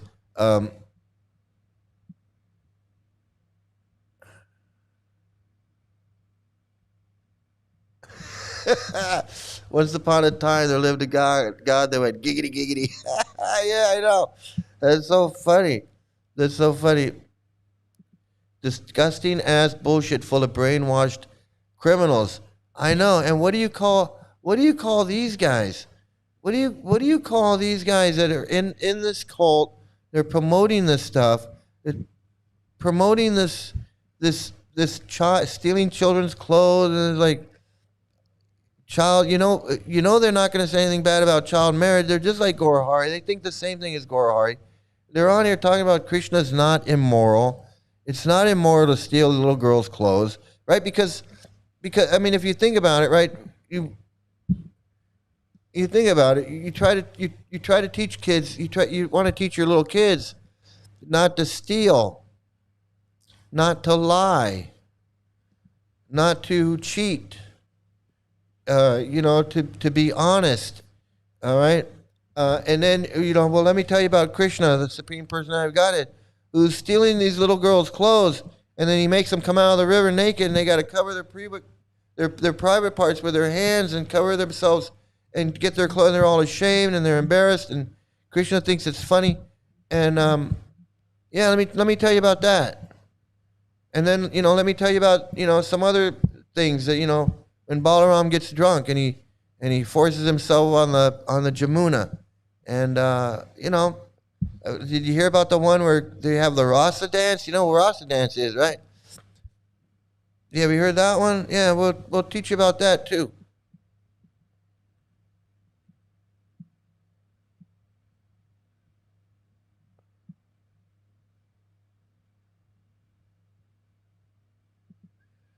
Mike, I freaking did it. Ghost Ananda recommended one for me. Read that epic. It's massive. Took me months to finish reading Mahabharata. Yeah, I was gonna read it, but then I was like, I'd rather read the Goswami's books than read that. I mean, I just he's just a parrot. Yeah, and because he's a parrot, I feel like, he doesn't know what he's saying. He shouldn't be saying anything. If you don't know what you're saying, you don't know what you're doing, it's best to shut up. If you don't realize the harm you're doing to little girls repeating this stuff and preaching it like it's okay. You know what I mean? It's like you're preaching this stuff to these little kids, to these little girls about child marriage, about stealing their clothes and making them get out of the water and all this kind of stuff. You're teaching this to these little kids, these little girls, little boys. It's not healthy. That shit's not healthy. And then with all the repression, the sexual repression, and sex is bad and dirty and this, but child marriage is okay. Sex is bad, but child marriage is okay. And no sex if you're in the ashram, and sex only for children, for procreation or whatever you want to say. But that's not what's happening. You got a bunch of fucked up. You got all this fucked up shit going on in these people's heads. Little girls learning they're being groomed to be married at 12 years old. Teenage boys being told not to, stay away from women and become a brahmachari and not to have sex, and semen retention and all kinds of stuff. Married couples don't get attached to each other, and sex is only for having kids. All this fucked up shit in their heads, and you wonder why kids are abused and women are abused, and people come out of this cult with trauma. I'm serious, man. I'm serious.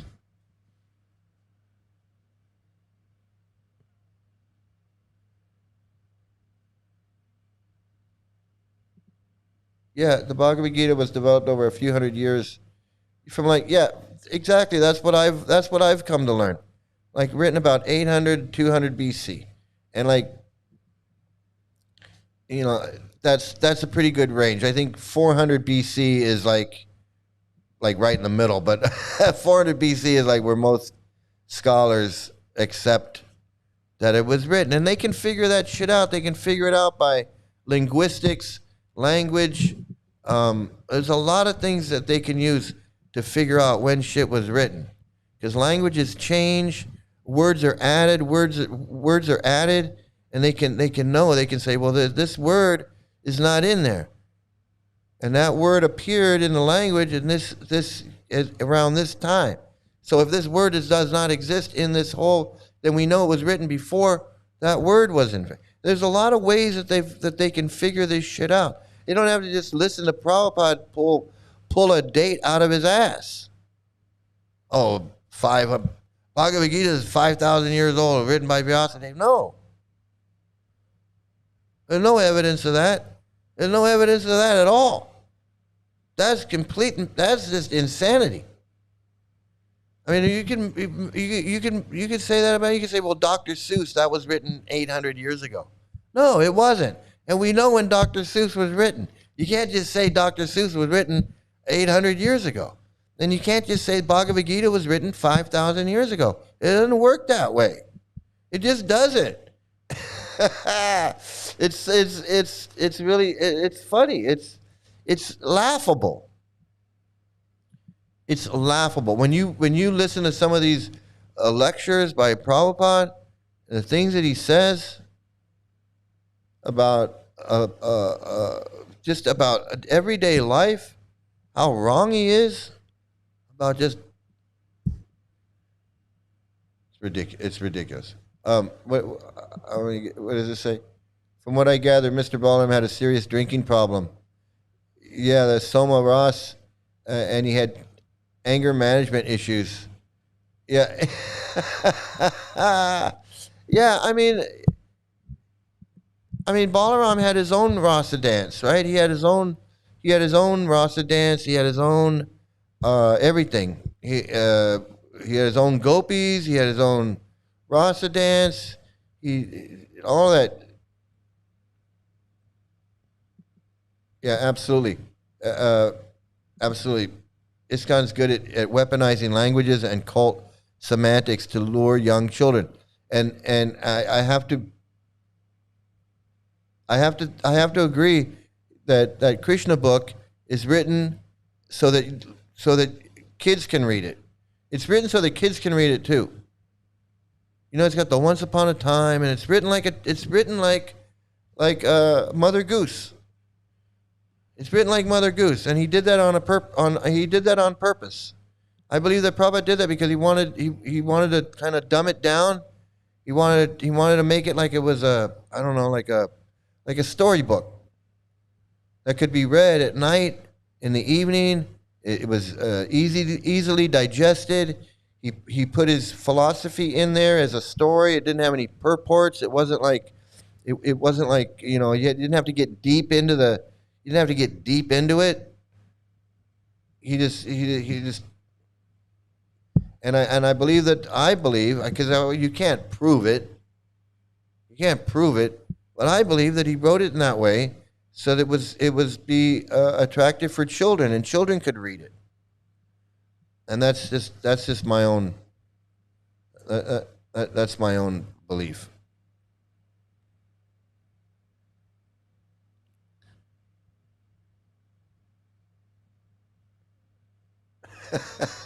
I mean, there's so many. Yeah, that's what I'm saying. Like, I can't even count all the. I mean, just about every woman in the book has been abused. Draupadi and Kunti, and I mean, the woman that was married to the guy that his semen was swallowed by a fish or something. I mean, see, there you go with all kinds of weird stuff.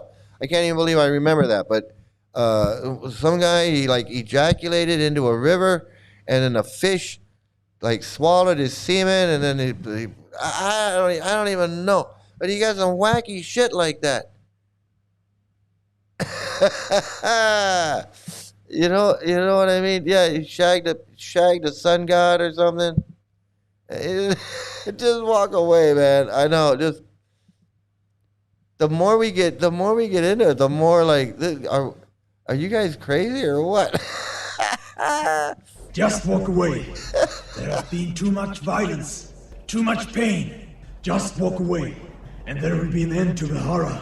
Just walk away. I know. It's like we could make a list. We could make a list of all of this stuff. You know, Balaram being an alcoholic and Krishna stealing the clothes. I mean, and Queen Kunti and Draupadi getting, you know, gambled away. Gambled away. I mean, how do you gamble? How do you gamble a woman away? I mean, that's crazy. There's so much. He's listening to himself, thinking I know. I know. It's crazy. It's crazy.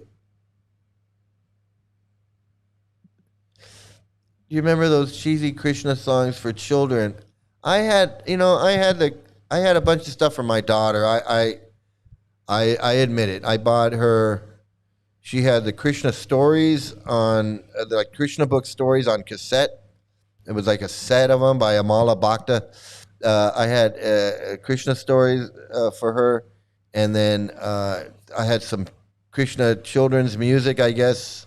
I don't remember it, but she had the cassettes, and yeah, I mean it was, and then there was some music. There was like some rock music. This guy, what's his name? Tikasava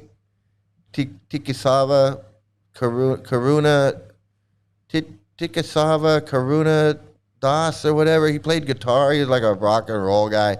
I'm sure Don knows who I'm talking about.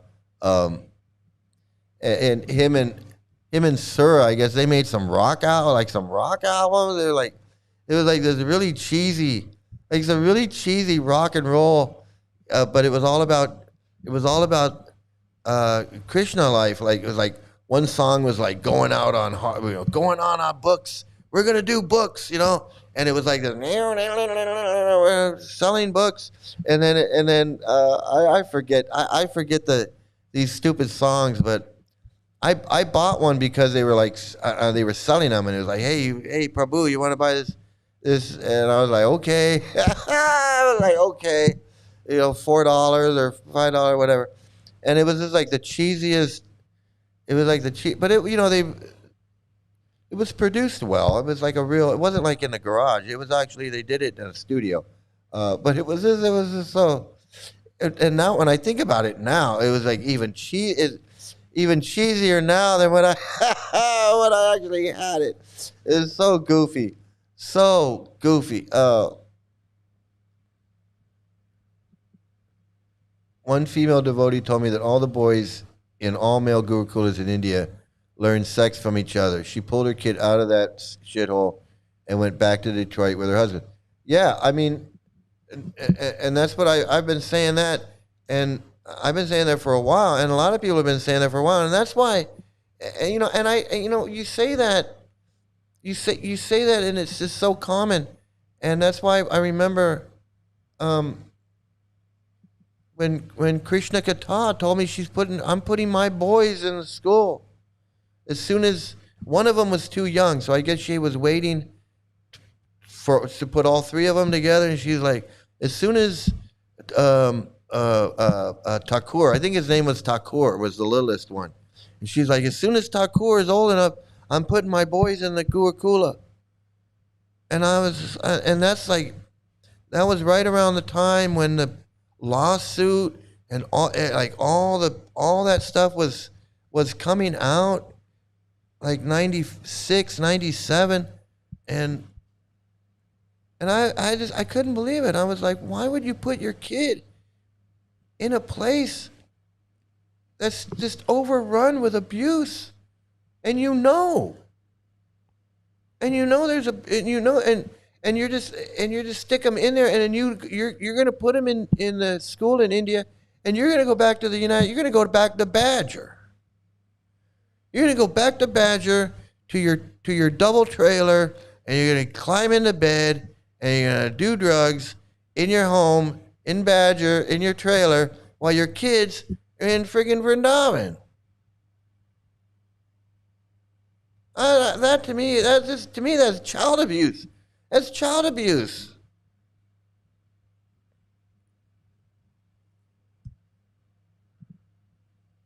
You'd be surprised to know how many Indian Sampradaya and Param fraud gurus are elevated and worshipped as being superior. I know.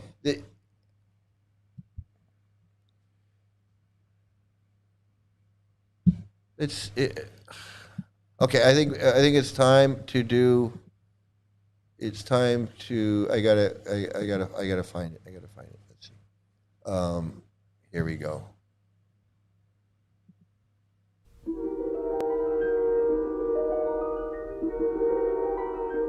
There is a fifth dimension, beyond that which is known to man.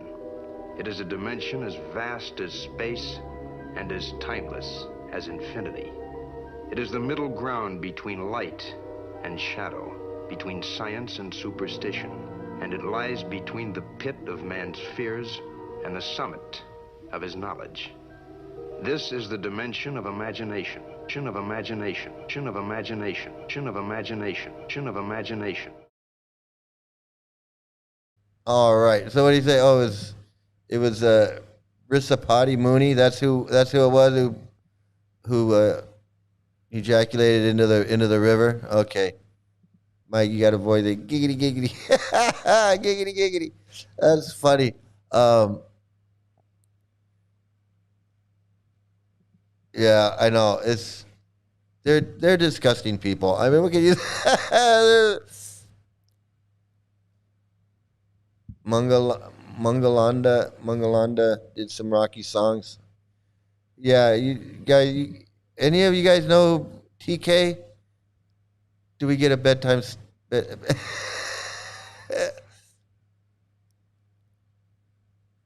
Oh man, I caught her singing. Today, a little bit of her singing, and oh my goodness, that was horrible. That was just horrible, man. Go back to chanting. Go back to chanting, man.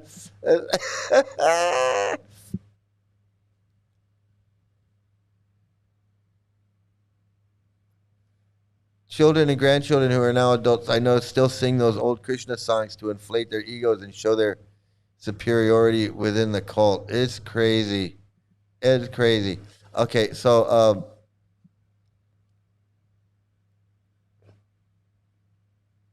yes, exactly. That's what Knitting Cult Lady is saying. Repressing natural instincts would indefinitely create definitely create monsters beyond imagination. Cults are perfect grounds to unleash these dark, nasty desires. Especially when you can get away with it and you don't get caught. And then, and if you, and in the gurus, they get away with it. Some of these gurus, they get away, like Lokanath Swami and these other guys at Bhaktivedya Purna, they get away with it for years and years and years and years. And then even when they get caught, nothing really happens to them. Maybe they get suspended or they go to Juhu Beach or nothing happens to them.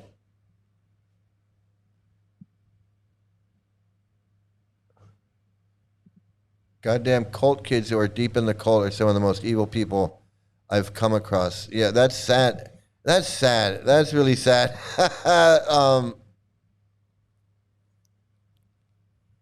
That's really sad. All right, let me get to a couple of these videos here, and let's see what we got.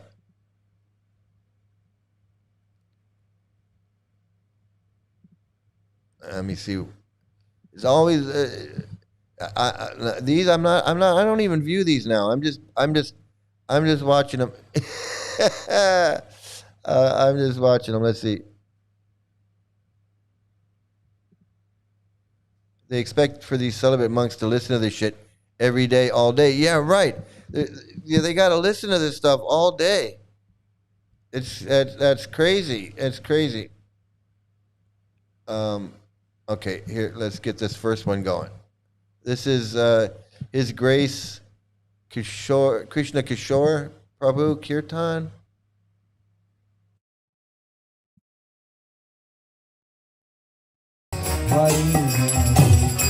Hare Rama, Rama Rama,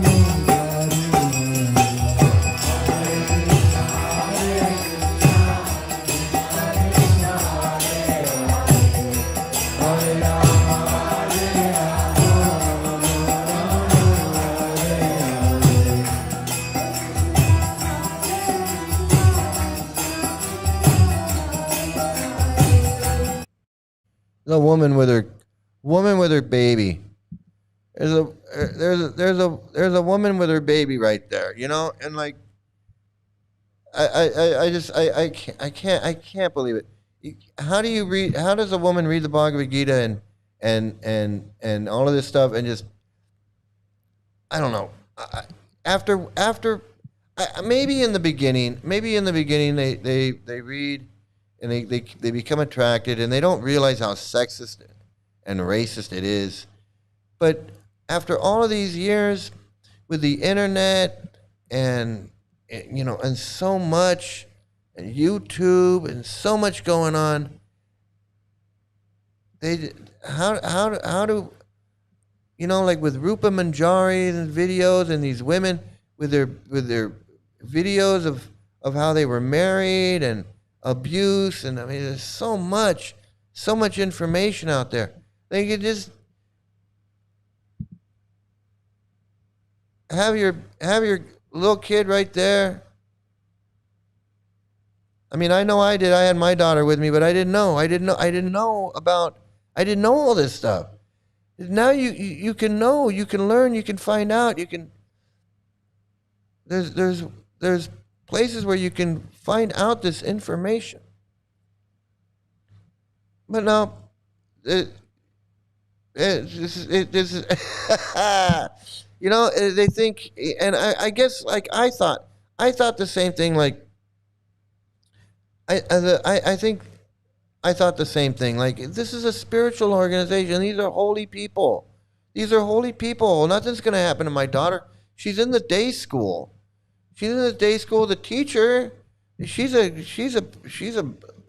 devotee. I mean, she was like, fixed up, Jagadambika, fixed up devotee woman, school teacher, like Little House on the Prairie type thing,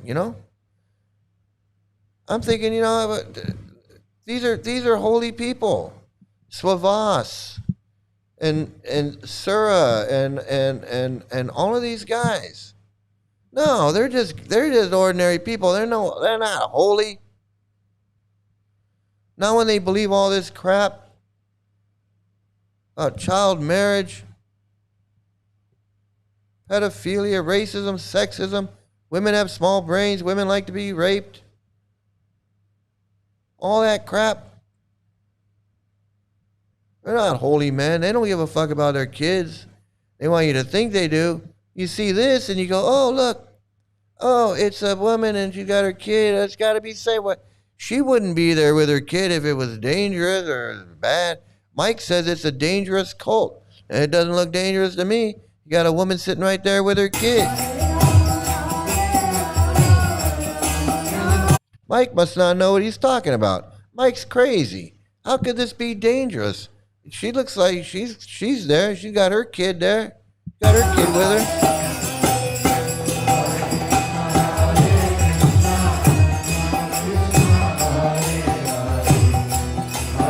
And that's exactly what they want to do. That's exactly what they want. Like Knitting Cult Lady was saying. It's performative. They want to put on a performance and show you that, hey, it's okay. People like Mike and Dagmar and Eliana and Ghana and Travis, they don't know what they're talking about. They're like Gora Hari wants to say. No, they don't know what they're talking about. We know what we're talking about. We know what we're talking about.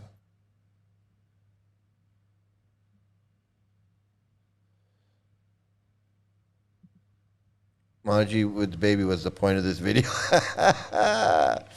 I got it, man. Sometimes I get it. Sometimes I don't have the patience to get to the part you want me to get to, and I just start ranting and raving. But every now and then I hit it. Okay. Sometimes I hit it. You gotta give me credit where credit's due. Yeah, absolutely. That's how they manufacture monsters. I know they do. That's it. And and I'm gonna tell you right now, I don't trust anybody in this. I don't trust anybody in this. I don't trust this guy singing. I don't trust the guy standing up.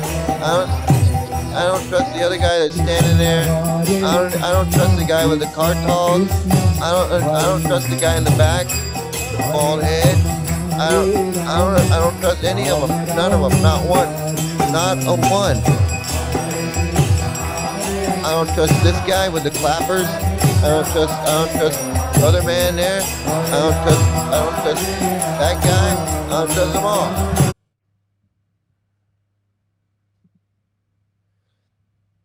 That's such a great point. Mother and baby project safety. The cult said so. Yeah, absolutely.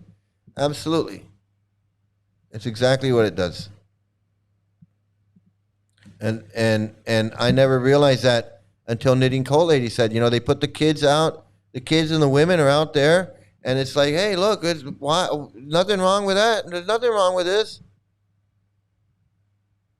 They put the women out there. Indra Yumna Swami's got all the women, all the little kids. They got a little Ananga.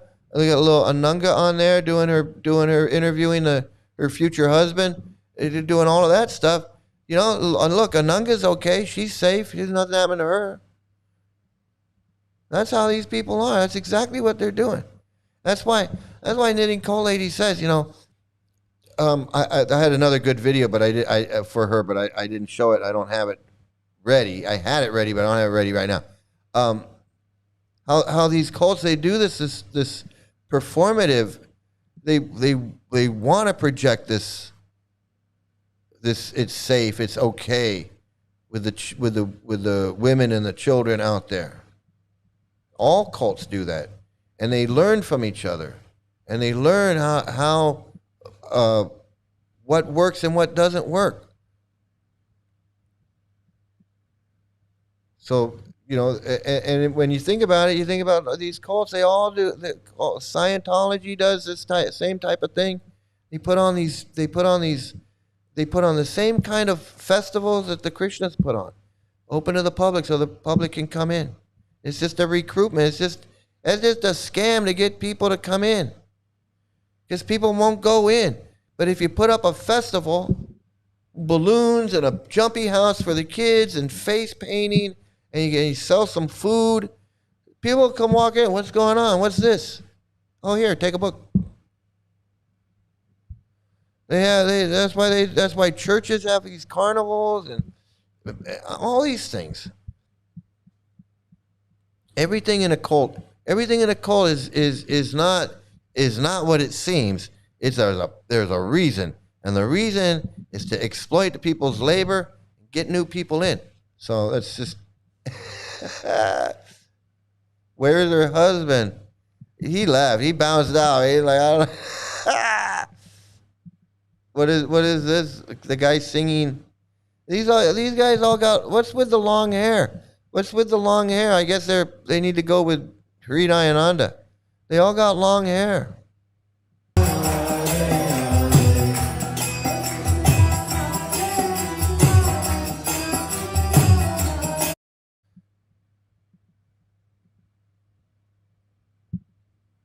They don't look like devotees to me. They look like hippies. They got long hair.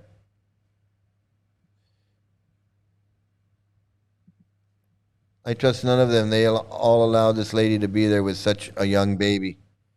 Yeah, and she's covering. You can see she's covering up the kid's ear. Look, she's covering up the ear so that it won't hurt the child's ears, because it's loud, the banging, the clanging, the singing. So she's covering up the child's ears.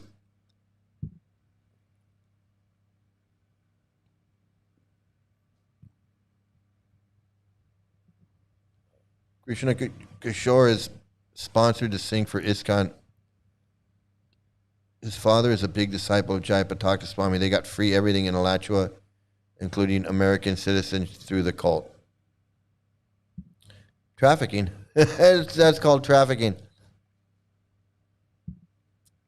My parents are watching the Rishikesh Kirtan. Oh, that's funny. Lochan, good to see you, buddy. You're a legend. You're a legend around here. I mean, you know, you helped get this Gorahari. I mean, you were instrumental in this whole Gorahari thing, and it's not like we took him down or anything. But you definitely you definitely did your part, man. I mean, you definitely did your part, and I got to hand it to you for that. Okay, let me see. let's see what else we got here in this.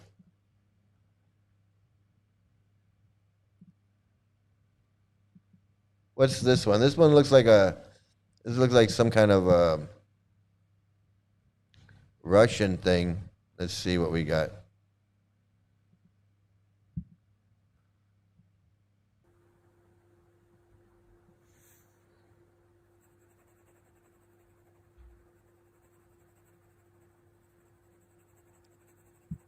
Can you imagine having? Can you imagine? Can you imagine having talent like that?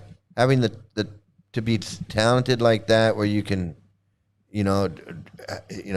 draw like that, and then you're just drawing this guy. Hey, you're drawing this guy, this Radhanath, friggin' criminal. You might spend your time drawing Charlie Manson or Ted Bundy. What a waste! What a waste of talent, waste of time, waste of everything. This is a waste of everything. That's what I say, man. Why are you out of your mind, man? These people are out of their minds. Waste my time drawing that fuck. Okay. Let's see.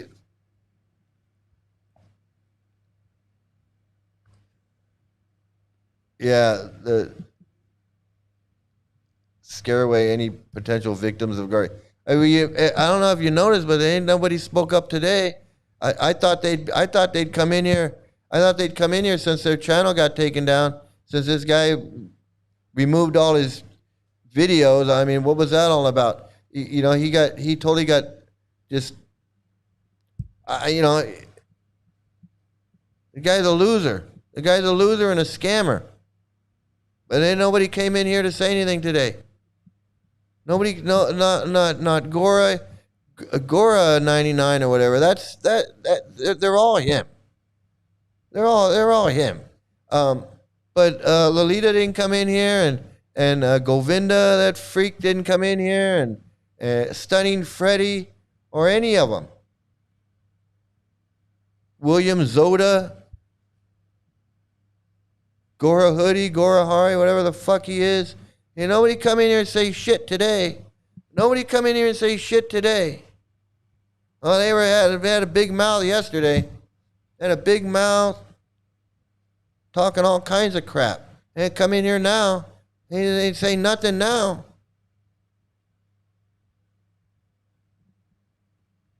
Are you guys gonna speak up and say something? Gora Hari, you want to say something? You watching out there? Yeah, I had a lot to say the other day, but you ain't got nothing to say now.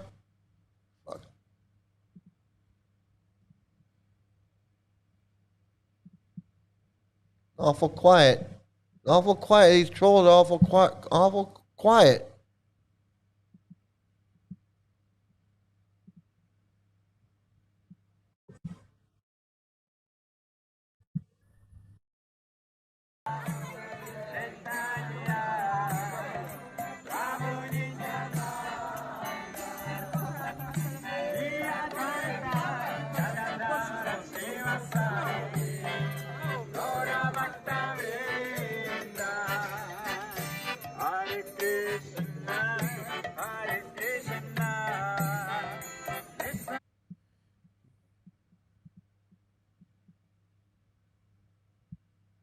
Kids are the easiest to exploit. They don't know what's going on. They don't know what's happening. They're the easiest to exploit. Get them young. Get them young. They went out with a bang. They went out with a bang yesterday. Yeah, they all had something to say. They all had something to say with their smart mouth. They all had something to say. They all wanted to speak up and talk about child marriage and talk about Gora Hari, how he's this and he's that. He's my grandfather, my Acharya, and I'm being offensive, and I'm this and that.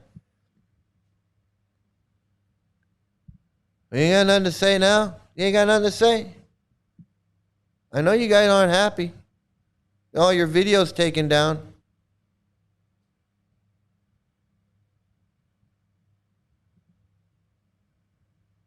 Saturdays is off day for Gora Hari. Too much crying and blowing their noses during the week, their weekly get together. Yeah, I'm just wondering why you take all your videos down. All your videos where you're talking about Prabhupada getting married at 22 to an 11-year-old girl and how it's cultural and how it's okay. You take all that shit down. Why do you take all that shit down? Yeah, sex mommy. Sex mommy dancing with the kids. Dancing with the kids.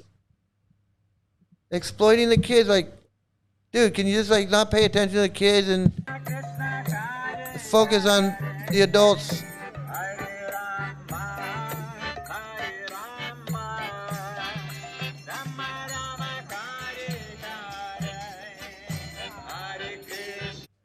Yeah, creepy. He's a creepy old man. He's a creepy old man. Had sex with his 30-year-old, 35-year-old disciple. Guy's 80-something years old. I mean, who's he think he is? Jimmy Page or something? Even Jimmy Page is like, hey man, can you can you knock it off with the groupies? You know, you get the groupie king is like, oh man, that's embarrassing. You're embarrassing Jimmy Page, man. That's not hard to do. That's hard to do. You embarrass Jimmy Page with a groupie. Yeah, the guy's having sex with his groupies. He's having sex with his 35-year-old disciple.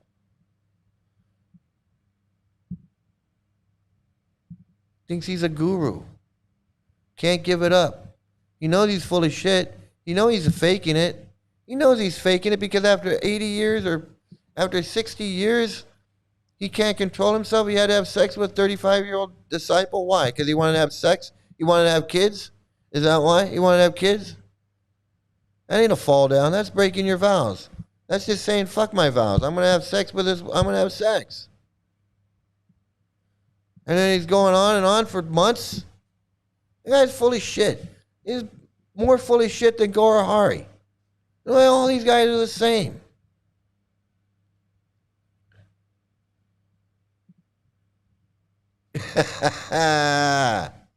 Yeah, I mean, I wasn't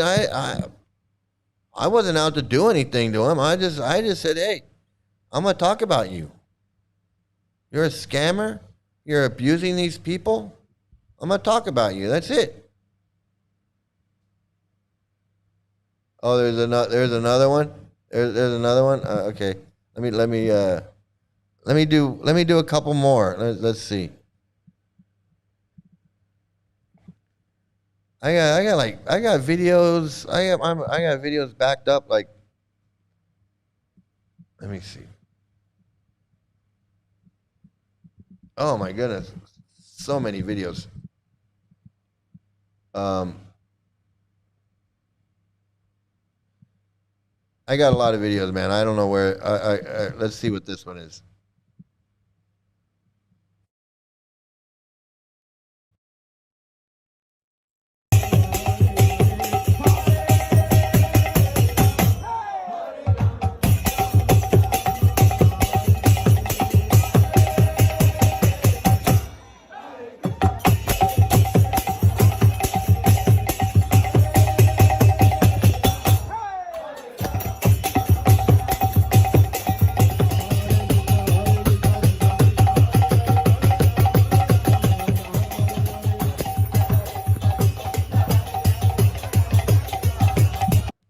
Oh, enough of that.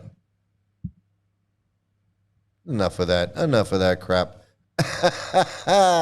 I know. That's funny, huh? It's like I pulled the shutters down on his store.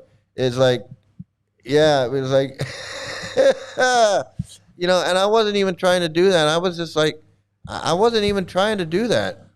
Like, you know, I wasn't trying to shut him down or anything. I was just like, I was being honest with him.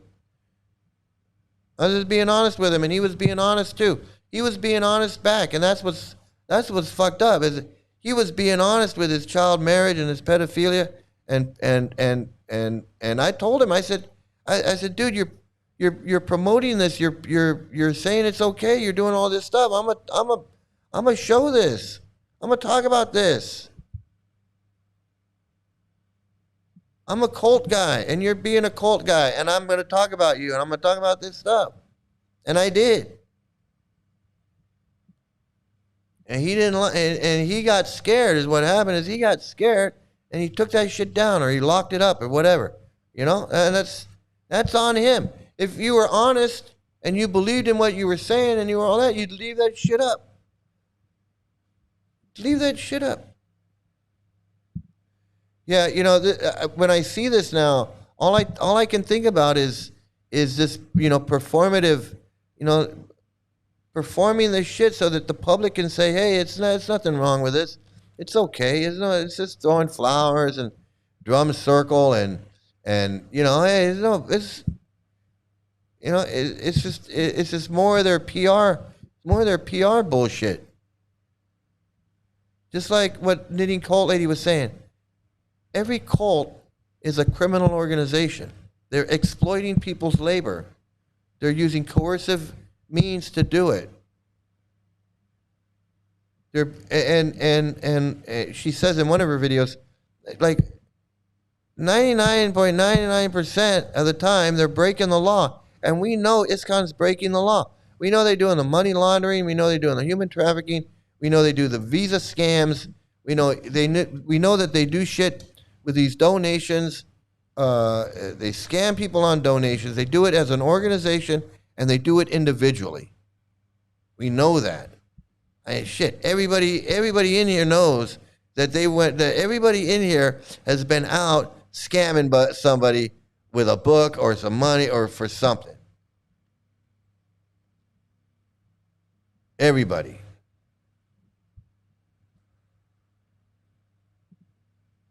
How is an old poor man going to support children for 18 years? Yeah, I know he was. That's the whole thing. Is he wasn't like, oh, I want to get married and have children. No, you're 80 years old. You were doing it because you wanted to just have sex. You wanted to have sex, and there's nothing wrong with that if you're just an ordinary guy. But when you're a Hare Krishna, fuck, that's the end of the world. And that's the scam. And that's the scam, is that they can't just say, hey, this guy doesn't deserve to be a guru, or this guy doesn't deserve to be whatever. No. That's what really that's what really pisses me off, because that just exposes the scam. The fact that you can't do anything about these people, this shows that you're in on it. And you know it's a scam. If these guys were molesting kids and falling down doing it, and they were taking care of it the way they should, then we would say, hey, they're taking care of it the way they should, but they don't. They don't. That's the whole thing. That's the crazy thing about it. It really is. That's what's so crazy about this whole thing, is they have plenty of opportunity to do the right things, and they can't, because it's a criminal organization. It's a friggin' cult, and they're never going to do the right thing. They're just never going to do the right thing. They're never going to give up this children thing. With their reputation of kids and molestation and pedophilia and child marriage, they're still going to have little Ananga Manjari on there, and they're still going to have all their Indra Yumna with his little girls and the women, and rubbing his hands on them, and they're still going to do all the same stuff. Nothing's going to change. They don't care, because that's who they are. Anybody else, if it was the Boy Scouts or Nike or anybody else that had like allegations of sexual harassment and all this stuff, they do something to fix it. They say, oh, you know, we overhauled our whole human resources department, and we instituted all these new rules, and we have harassment classes, and we have what do they call it? Those workshops where you learn about what you can and can't do, and this and that. And they go through all this stuff to correct their problems, so that they can show this is what we were doing to fix it. This guy doesn't do that. They don't do any of that. They send these guys off. Oh, this guy goes to Juhu Beach. This guy goes to Mayapur. Oh, we'll put this guy in charge of that, or we'll do this. These guys are lecturing. Like one guy was, they said he was banned from lecturing. The lady in Florida was like, oh, no problem. You can come lecture with us. So even if they do something against these people, that doesn't even matter anyway because nobody listens to him. They're like, well, I don't care if these guy's banned because he was molesting little kids. I still want him to come to my temple and lecture. The fuck? That's insanity.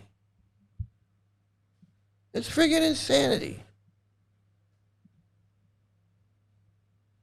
They are obsessed. They're obsessed with these little girls. And we know why, because of the gopis.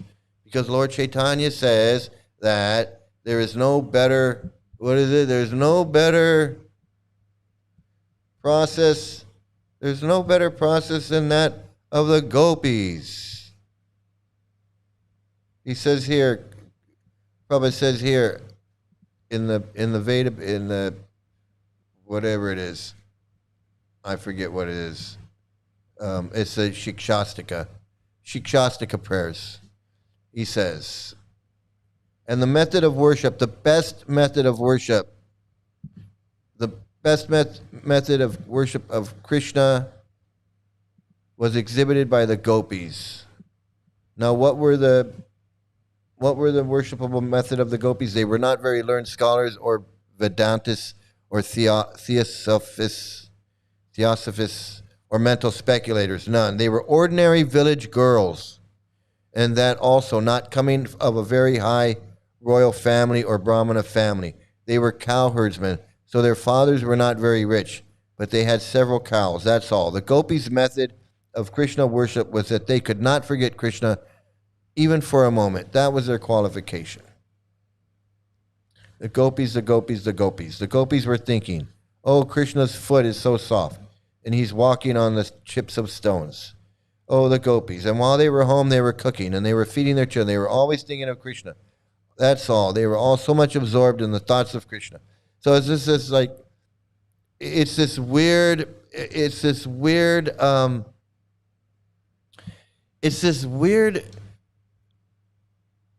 place mentally where women are bad, but little girls are great.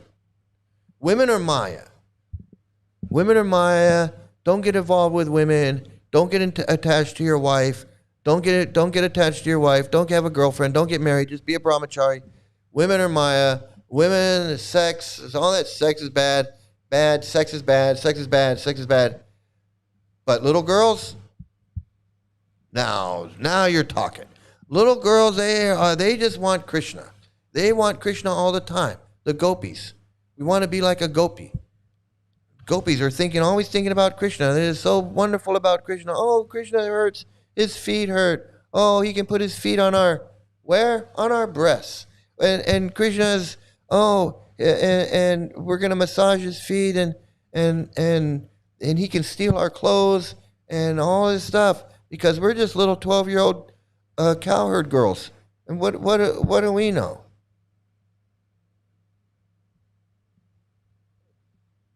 Now that's to be worshipped.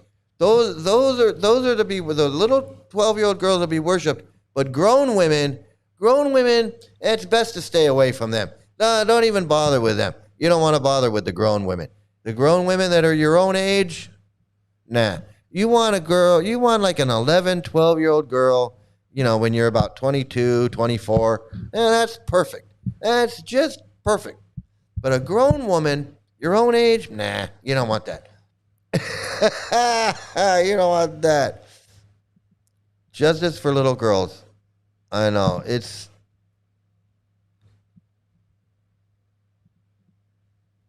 Meanwhile, you see horrible things happen. People becoming pedophiles or people hiring hookers.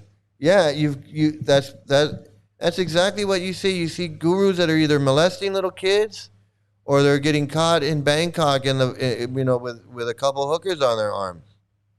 Or Trivikram with his disciple, or Giriraj texting his disciple dirty pictures, texting each other pictures. All kind, and like I said, there's a lot of these guys I don't even know who they are because I've been away for so long.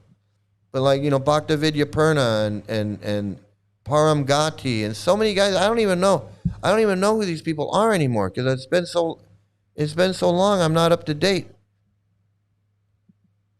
I know it's a weird thing where little girls like Ananga Manjari is so valuable. She's so important. We're gonna put her on a podcast. She can ask questions and we can talk to her, and she's so cute and she's so little and everything. But the grown women, nah, they're dumb, stupid, have small brain, like to be raped. Get out of here. Get out of here. We want the little girls. Olive branch to the victor over the demon, Gora Jesus. Giggity, giggity. Yeah, I know. Gora Hari with his Gora Hari, man. Gora Hoodie. So Gora Hoodie wins over on Gora Hari. So it's Gora Hoodie. It's the victor. The Gora Hoodie is the victor. And Gora Hari is the loser. Gopis make Krishna famous, basically. Think about it. No Radharani gopis. Gaudiya concocted philosophy goes into a drain. No rasa dance, just little gopas and drunk Balaram. Ultimate BS. Yeah, well, Radharani came later. There was no Radharani. There was no Radharani until 1,000 years ago. There was back in the day. There was no Radharani, I guess.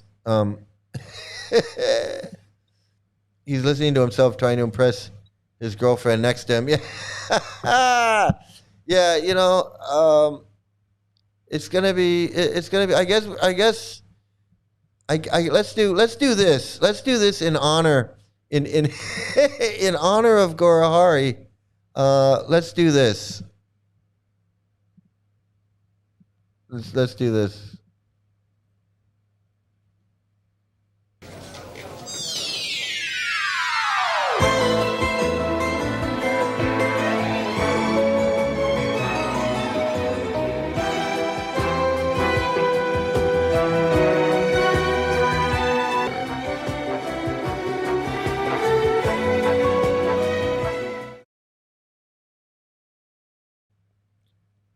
As the Loka Turns has been canceled.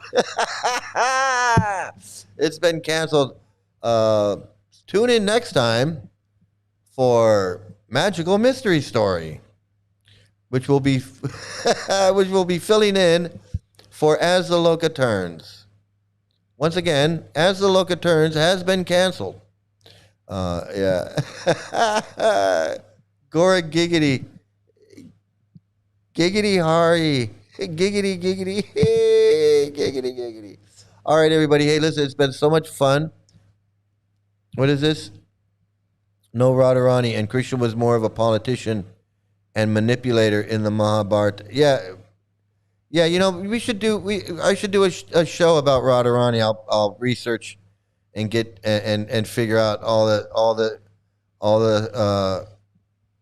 all the information I can about Radharani, where she comes from, and how she got introduced into the scriptures and all of that stuff.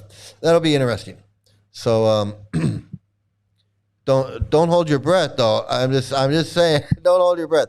But I want to thank everybody for joining in tonight. It's been so much fun. We had no trolls. We're completely troll free today. I don't know if they're just scared or they don't, or what's going on. But I want to thank everybody. I want to thank Jai Ganapati, Jolene, and Fake Human, Eliana, my moderator, and Don Pearson. Good to see you, Don. And Rafal, of course, and Duke of Squirrels, Fake Human, Jenna Morton, Fake Human again. Weird Planet, AJ. Got that right this time. I can pronounce AJ. I can definitely pronounce AJ. Snoggle. Good to see you, Snoggle. And Aviator Lochan, man, you're the best. You're my hot lips, I guess. I don't You're my hot lips. Giggity, giggity. And Travis and Hayden and everybody. Just if I missed your name, I'm really sorry, but it's so much fun. So much fun with you guys. I can't wait for the next one.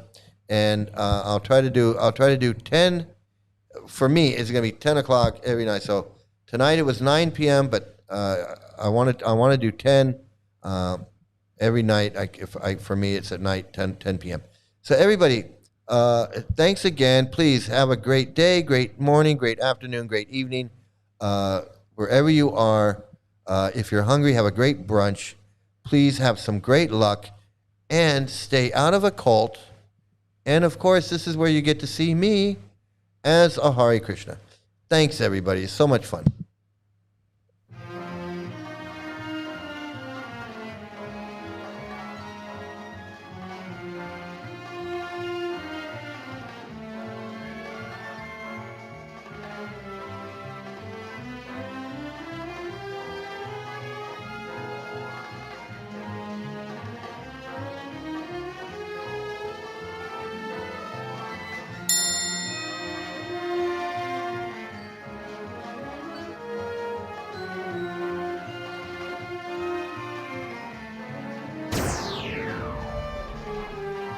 Just walk away. There has been too much violence, too much pain.